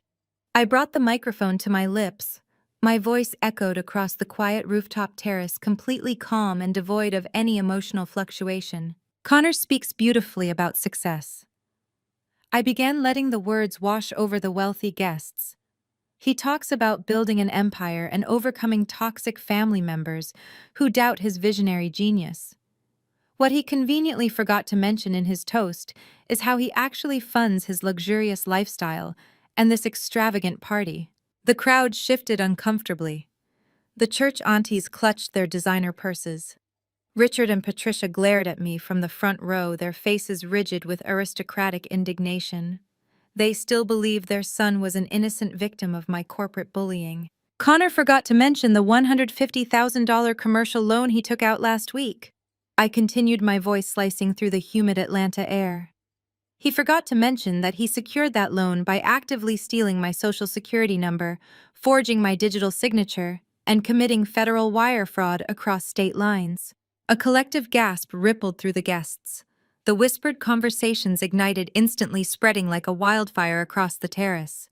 People were pointing at the giant screen, finally understanding what the legal document actually represented. Connor opened his mouth to speak, but no sound came out. He looked like a man standing on the tracks watching a freight train approach. His white privilege could not shield him from the glaring reality of a federal financial crime broadcasted to his entire social circle. "This is absolute slander!" Richard bellowed, his booming voice cutting through the crowd murmurs. He marched toward the elevated platform, his face purple with rage. He pointed a thick finger directly at me, attempting to use his wealthy patriarch status to intimidate me into silence. "How dare you come to my son's engagement party and spout these ridiculous lies? I will sue you for defamation. You are just a bitter, jealous woman trying to ruin a beautiful evening." I did not flinch. I did not raise my voice to match his anger. I simply looked down at him from the platform and waited for my legal shield to step forward. Roxanne moved through the crowd with the smooth, predatory grace of a senior corporate attorney. She carried her structured leather briefcase, stopping right in front of Richard. She opened the briefcase and pulled out a thick stack of printed documents. "We do not deal in slander," Roxanne stated, her voice projecting clearly across the quieted guests. "We deal in federal indictments." She shoved the stack of papers directly into his chest, forcing him to take them. Richard fumbled with the documents, looking down at the pages. Patricia rushed to his side, peering over his shoulder, her face twisting in horror. "That is the official police report for identity theft," Roxanne explained loud enough for the entire front row to hear. "Behind it, you will find the Internet Protocol logs subpoenaed directly from the commercial bank. The digital footprint proves unequivocally that the fraudulent loan application was submitted from the specific IP address registered to your son, downtown luxury loft. The evidence has already been handed over to the Federal Bureau of Investigation. Your son is the primary suspect in an active felony investigation." Richard stared at the papers, the color rapidly draining from his face. The aggressive posturing vanished entirely, replaced by the terrifying realization that his son was not facing a civil dispute, but a federal criminal charge. Patricia covered her mouth with her hand, a stifled sob escaping her throat. They could no longer pretend this was a simple family misunderstanding. The proof was literally in their hands, bearing official government stamps and forensic data. Nola could not handle the destruction of her perfect aesthetic. She pushed her way to the front of the crowd, the layers of her glittering white gown rustling against the tiles. Her face was streaked with ruined makeup, and she looked completely unhinged. She refused to accept that her lavish party was collapsing around her. "Sela, stop it right now!" Nola screamed, her voice shrill and desperate. "You are ruining my party. You are ruining my life. Connor is a good person, and you are just making all of this up because you hate seeing me happy. You have always been jealous of me. Just shut up and leave." I looked down at my sister. She was 26 years old, wearing a dress paid for with stolen money, defending a man who was using her as a shield to commit fraud. She had handed over my private tax documents without a second thought, because she felt entitled to my financial stability. "I am not making anything up, Nola," I replied, speaking directly into the microphone so every single guest could hear the reality of her situation. "You handed him my tax documents. You helped him steal my identity to fund your delusional lifestyle because you refused to get a job. You are standing here wearing a dress funded by federal wire fraud. Your fairy tale is a crime scene." Nola collapsed onto a nearby chair, sobbing loudly and burying her face in her hands. The guests stared at her in a mixture of horror and pity. The glamorous facade she had curated so carefully on social media had been completely decimated in front of her affluent friends and our church community. The silence on the rooftop returned heavier and more suffocating than before. I was not finished. I had one more layer of financial deception to expose. I turned my attention away from my sobbing sister and looked directly at the two people who had enabled this entire disaster. Desmond and Valerie were standing near the edge of the crowd, trying to shrink into the shadows. They wanted to be invisible. They wanted the floor to open up and swallow them whole before their own secrets were dragged into the light. I was not going to let them hide. I locked eyes with my father. He looked broken, a shell of the commanding patriarch he pretended to be. I locked eyes with my mother. She looked terrified, her hands clutching the fabric of her dress as if it could protect her from the truth. I brought the microphone closer to my mouth, ensuring my voice was crystal clear. "And Mom, Dad," I said, the words echoing over the hushed crowd. "You sat at Sunday dinner and called me selfish. You called me bitter and lonely because I refused to sign $1 million mortgage for a man with no income. You told the church aunties I was a terrible daughter who turned her back on her family." I paused, letting the weight of their hypocrisy settle over the audience. The church members who had judged me were now watching my parents with intense scrutiny. "But you conveniently forgot to mention your own financial decisions." I continued, my tone devoid of any mercy. "You forgot to mention that you secretly took out a $200,000 second mortgage on your home. You risked your entire retirement and the roof over your heads to fund this exact fraud standing next to me. You gambled your entire financial existence on a white man, unearned confidence," I stated loudly. "You handed him your home equity to fund a fake tech company that has never generated a single dollar. You expected me to keep paying Nola rent and car note forever, so Connor could pretend to be a successful entrepreneur using your retirement funds. You built a Ponzi scheme and expected me to be the silent bankroll." The murmur of the crowd swelled into a loud, chaotic buzz. My father, Desmond, opened his mouth to speak, but he was completely paralyzed by the exposure of his absolute financial ruin. My mother, Valerie, began to openly weep, her tears ruining her carefully applied makeup. They had spent decades building a reputation in our church community as a prosperous, blessed couple, and in less than 5 minutes, I had completely dismantled that illusion. The church aunties, who had spent the week texting me scriptures about honoring my parents, were now looking at them with a mixture of pity and absolute disgust. They realized my parents had sacrificed their eldest daughter's financial security to fund a foolish gamble on a white man's startup. Richard and Patricia stepped away from my parents as if financial incompetence was a contagious disease. Their previous arrogant posturing had completely vanished. They were looking at Connor, their bright young man, with a horrifying realization. He had not only committed a federal crime, he had also driven his future in-laws into absolute poverty to maintain his charade. Desmond finally found his voice. It was weak and trembling, completely devoid of the booming patriarchal authority he used to control our family. "Sela, you have no right to stand here and discuss our private financial matters in front of these people." He stammered, his face pale and sweating profusely. What we do with our home equity is our business. You are stepping way out of line. I looked down at the man who had demanded I pay my sister rent just a few days ago. I kept the microphone close to my mouth, ensuring every syllable was amplified across the silent terrace. It is no longer a private financial matter, Desmond.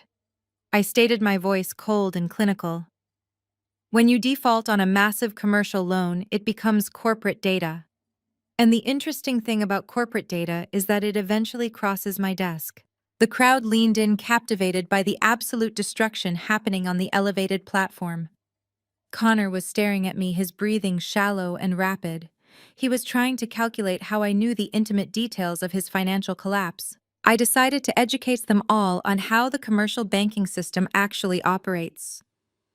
When a regional institution like Southern Alliance Bank extends too many high-risk loans to failing startups and desperate homeowners, they eventually have to balance their ledgers, I explained, walking slowly across the stage.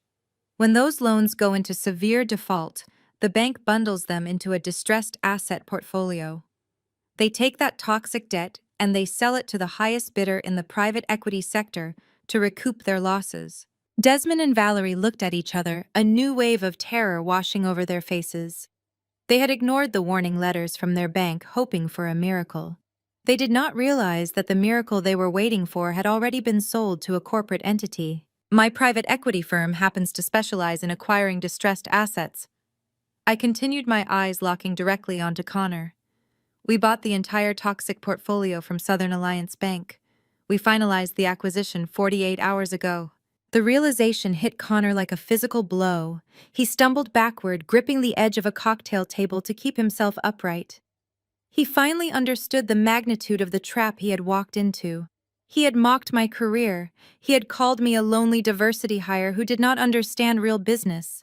He had assumed my job was just pushing papers around a desk. I am the director of restructuring, I announced, my voice echoing in the dead, silent room. I evaluate bad debt. I decide what gets salvaged and what gets completely destroyed. And as of 9 in the morning yesterday, my firm officially owns the commercial debt belonging to your limited liability company, Connor. We also own the defaulted second mortgage attached to my parents' suburban house. Nola let out a piercing scream from the front row. She dropped to her knees on the terrace tiles, her glittering white gown pooling around her. My mother, Valerie, collapsed into a chair, hyperventilating as the church members backed away from her. Desmond stood frozen, a broken man staring at the daughter he had consistently underestimated. I was not finished. I had one final corporate action to execute. As the director of restructuring, I have the unilateral legal authority to determine how those assets are handled, I stated, holding the microphone with absolute steady hands. I do not negotiate with fraudulent entities. I do not extend grace periods to people who steal my identity. I have officially signed the order to liquidate both assets.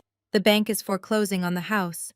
The commercial assets are being seized. You have absolutely nothing left. The sheer finality of my words shattered the last remaining fragment of Connor's sanity. The smug, entitled tech bro facade completely disintegrated. He realized he was losing his fake company, his luxury lifestyle, and his freedom all at once. He let out a primal scream of pure rage. He dropped his champagne glass, letting it shatter against the floor tiles. "You vindictive, manipulative diversity hire!"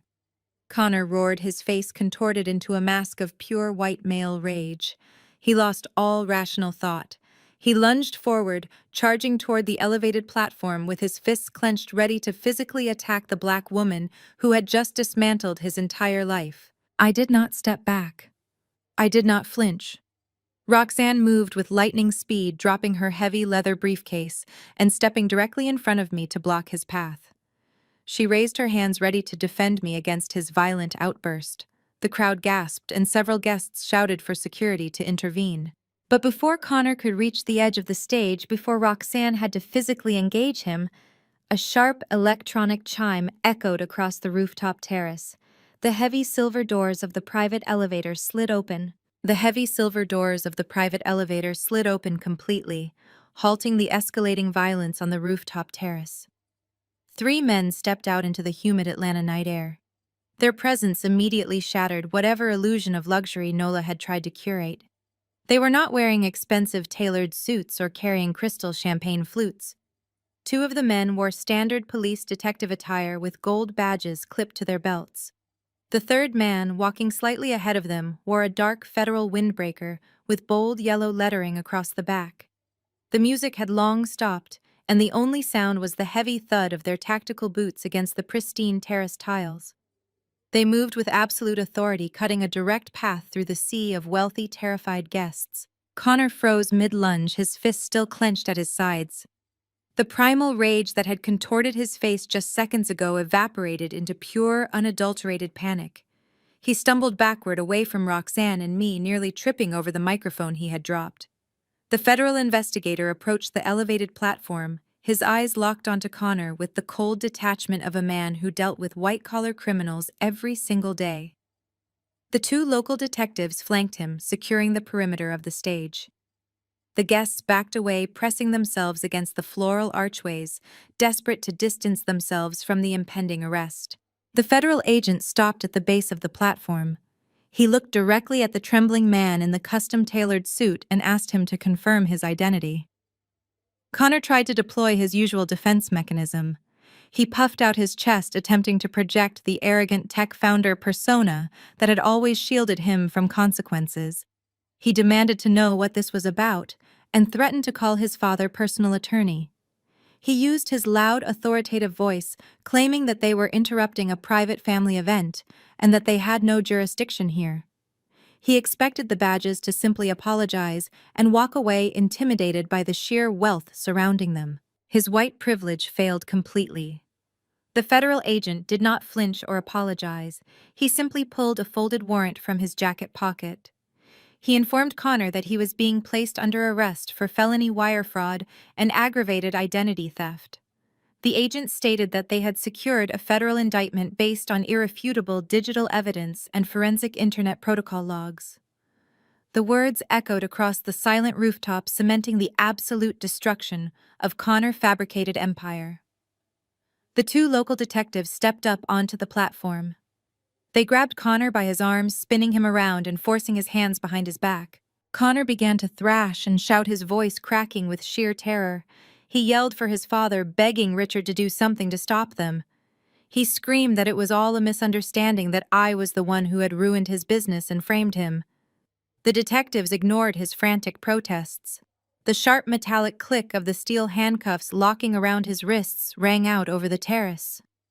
It was the sound of absolute accountability. They read him his rights while pushing him toward the private elevator. The golden boy of the suburban country club was being frog-marched through his own engagement party like a common thief. Richard and Patricia watched the scene unfold in absolute horror. Their perfect, aristocratic facade was completely decimated. Richard stepped forward, attempting one final display of patriarchal dominance. He shouted at the federal agent, threatening to sue the entire department and demanding his son be released immediately. The agent paused and looked Richard directly in the eyes. He calmly suggested that Richard should focus on retaining a very good federal defense attorney instead of making empty threats. The agent noted that the evidence of financial fraud was substantial and that federal prosecutors do not offer plea deals to men who steal from black women to fund fake companies.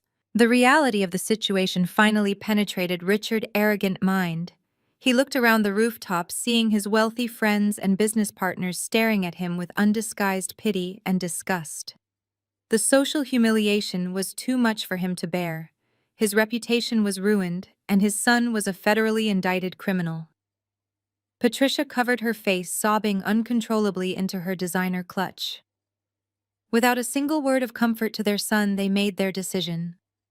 Richard grabbed Patricia by the arm and they turned their backs on the entire scene. They pushed their way through the crowd of guests marching toward the emergency exit stairs to avoid the elevator where their son was being held. They fled the venue in absolute disgrace, abandoning Connor to the justice system and completely ignoring the woman he was supposed to marry. Nola watched her future-in-laws disappear into the stairwell. She stood alone in the front row, her glittering white gown looking absurd in the middle of an active crime scene. The fairy tale she had mortgaged her soul to protect had vanished.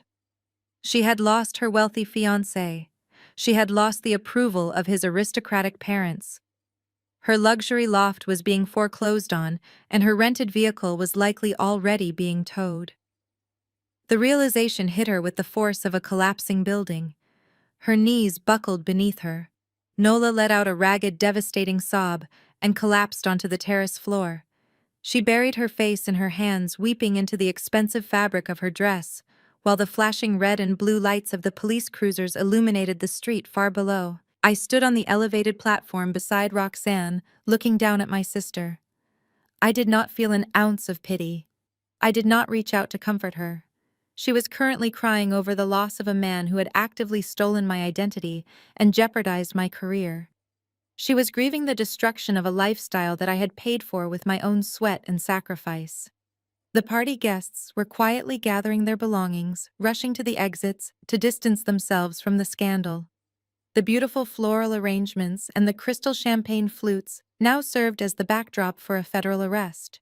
The restructuring was nearly complete, and the toxic assets had been successfully liquidated. The aftermath of a federal arrest at a luxury engagement party is a swift and brutal exodus. The wealthy guests who had been sipping premium champagne just 20 minutes prior were now rushing for the emergency exits. They were eager to distance themselves from the stench of a federal indictment. The string quartet had silently packed their instruments and slipped out the back service elevator. The catering staff cleared the tables with nervous urgency, completely ignoring the sobbing woman in the center of the terrace. Within 15 minutes, the lavish rooftop venue was entirely abandoned. The only people left standing among the thousands of white roses were Roxanne, myself, my weeping sister, and the two people who had orchestrated this entire family disaster. I walked to the glass edge of the rooftop terrace and looked down at the city street far below. The flashing lights of the police cruisers were already fading into the Atlanta traffic, carrying Connor to a federal holding cell. But there was another set of flashing yellow lights directly in front of the hotel entrance. A heavy-duty tow truck was actively hoisting a white luxury sport utility vehicle onto its flatbed. It was the exact same vehicle I had been funding for 3 years. The rental company, having been notified of the canceled authorization and the subsequent fraud investigation, had wasted absolutely no time reclaiming their asset. Nola rented Range Rover was being hauled away right in front of the venue, completing the absolute destruction of her curated aesthetic. I turned back to face the terrace. Nola was still crumpled on the floor, her glittering white dress absorbing spilled champagne from a broken glass. She was staring blankly at the empty space where her wealthy future-in-laws had been standing before they abandoned her. She had absolutely nothing left. Her fiancé was a federally indicted criminal. Her car was gone. Her luxury loft was officially under a notice of commercial default. The fairy tale she had demanded I finance had collapsed entirely because it was built on a foundation of unearned entitlement and stolen identity. I felt no urge to comfort her.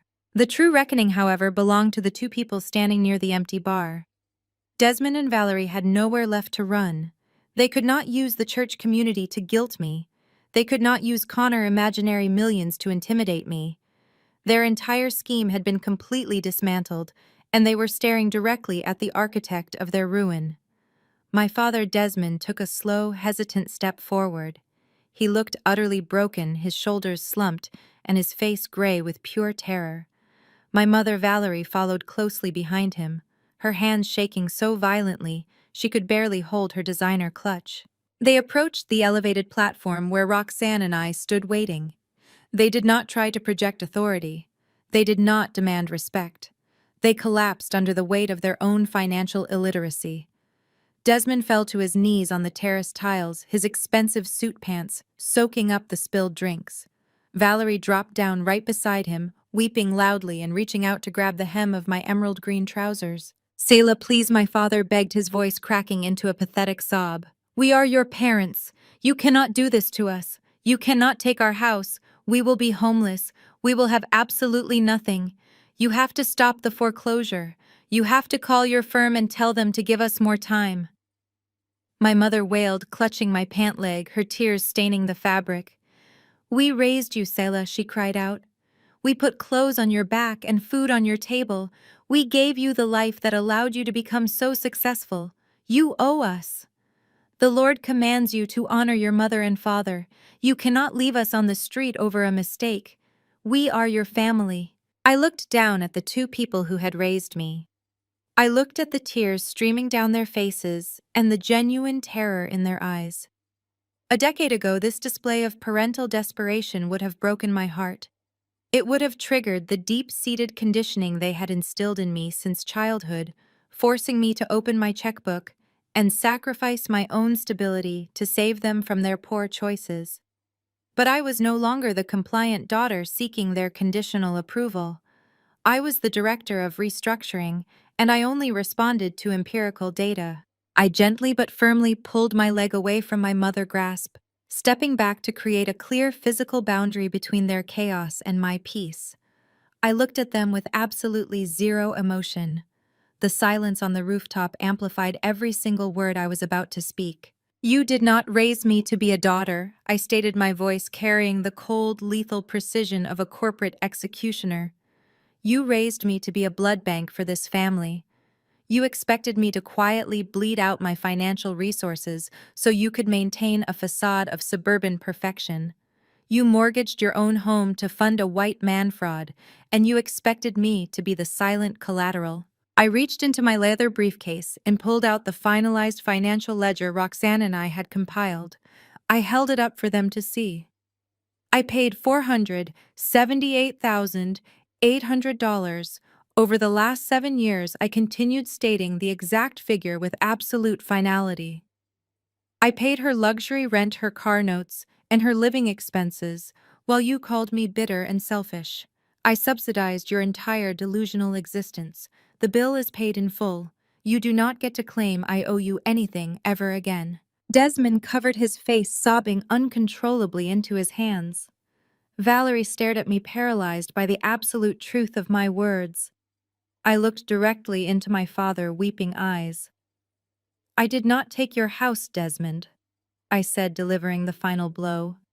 Your own greed and your profound financial incompetence took your house. I am not punishing you. I am simply executing standard corporate procedure. The asset is distressed and the firm is liquidating it. You have 30 days to vacate the premises before the bank locks the doors. There was no negotiation left to be had.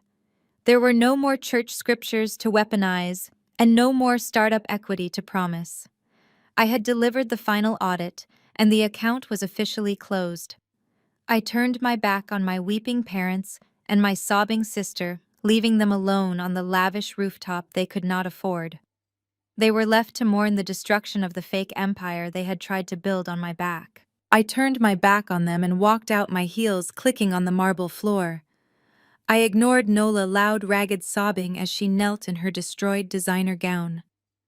Roxanne walked beside me, her leather briefcase secure in her grip. The only sound accompanying our exit was the sharp, steady click of my stiletto heels striking the ground. It was a rhythm of absolute finality, a steady drumbeat marking the end of my servitude. We reached the private elevator, and the heavy silver doors slid shut, sealing the chaos on the rooftop terrace forever. The descent to the ground floor felt incredibly light, as if a physical weight had been lifted from my shoulders. Roxanne looked at me and offered a rare, genuine smile, acknowledging the flawless execution of our strategy. We walked out into the cool Atlanta night air, and the valet brought my car. I drove home in perfect silence, ready to begin the rest of my life. 3 months passed with the rapid efficiency of a well-executed corporate restructuring. The federal justice system moved swiftly against Connor. His affluent parents tried to hire the most expensive defense attorneys in the state, but federal wire fraud and aggravated identity theft left very little room for negotiation. The digital evidence Roxanne and I had compiled was completely impenetrable.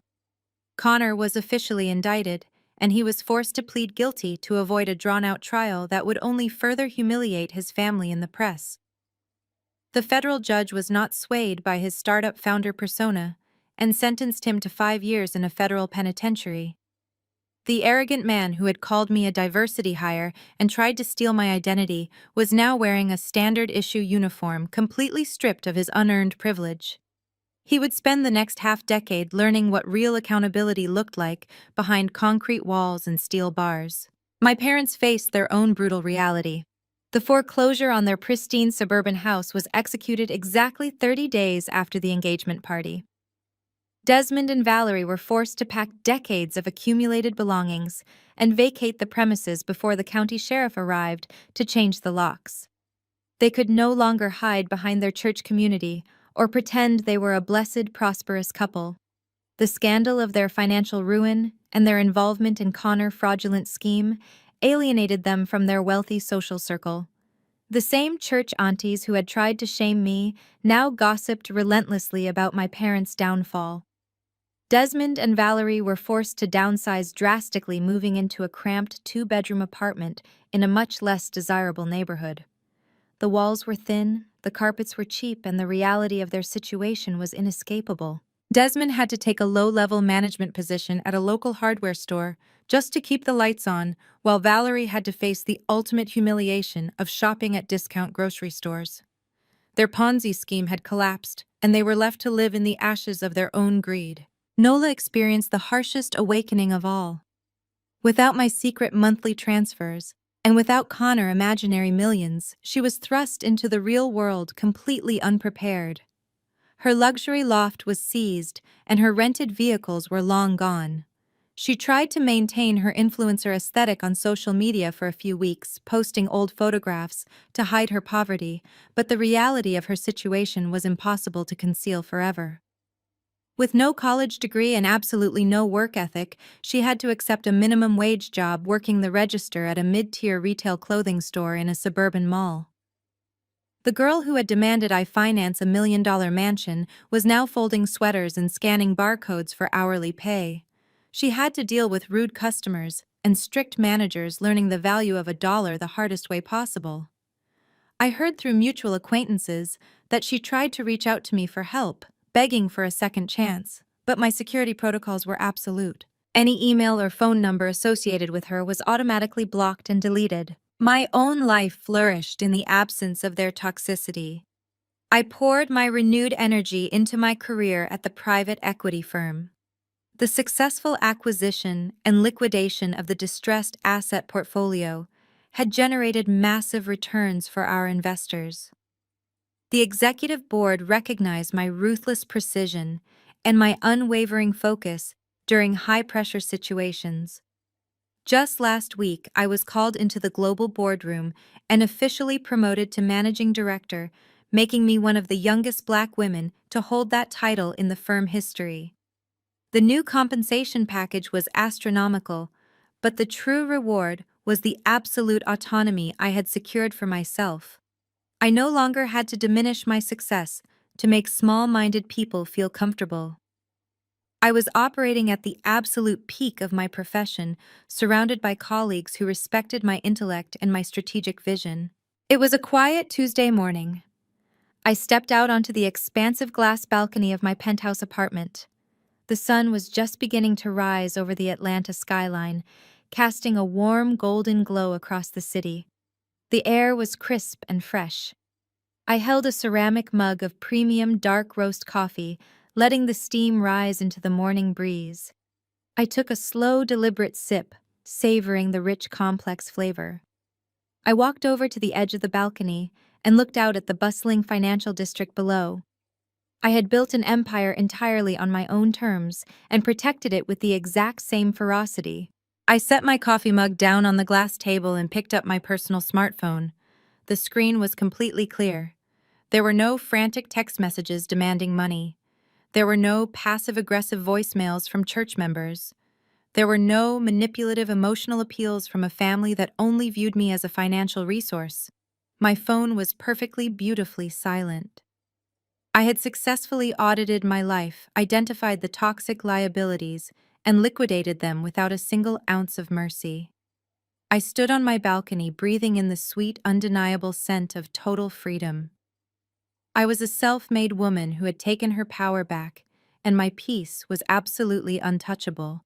The most powerful lesson here is that blood does not equal a blank check, and family loyalty should never cost you your financial security or mental peace. For too long, society has conditioned successful women to be the silent mules for their family's dysfunction. This story teaches us that setting ruthless boundaries is not selfish, it is absolute self-preservation. You cannot save people who are actively trying to drown you to fund their delusions. True empowerment comes from auditing your life, cutting off toxic liabilities, and walking away without a single ounce of guilt. Protect your peace and your portfolio. If you are ready to stop funding other people's chaos and start reclaiming your absolute power, hit that subscribe button and share this story with a woman who needs to hear it today.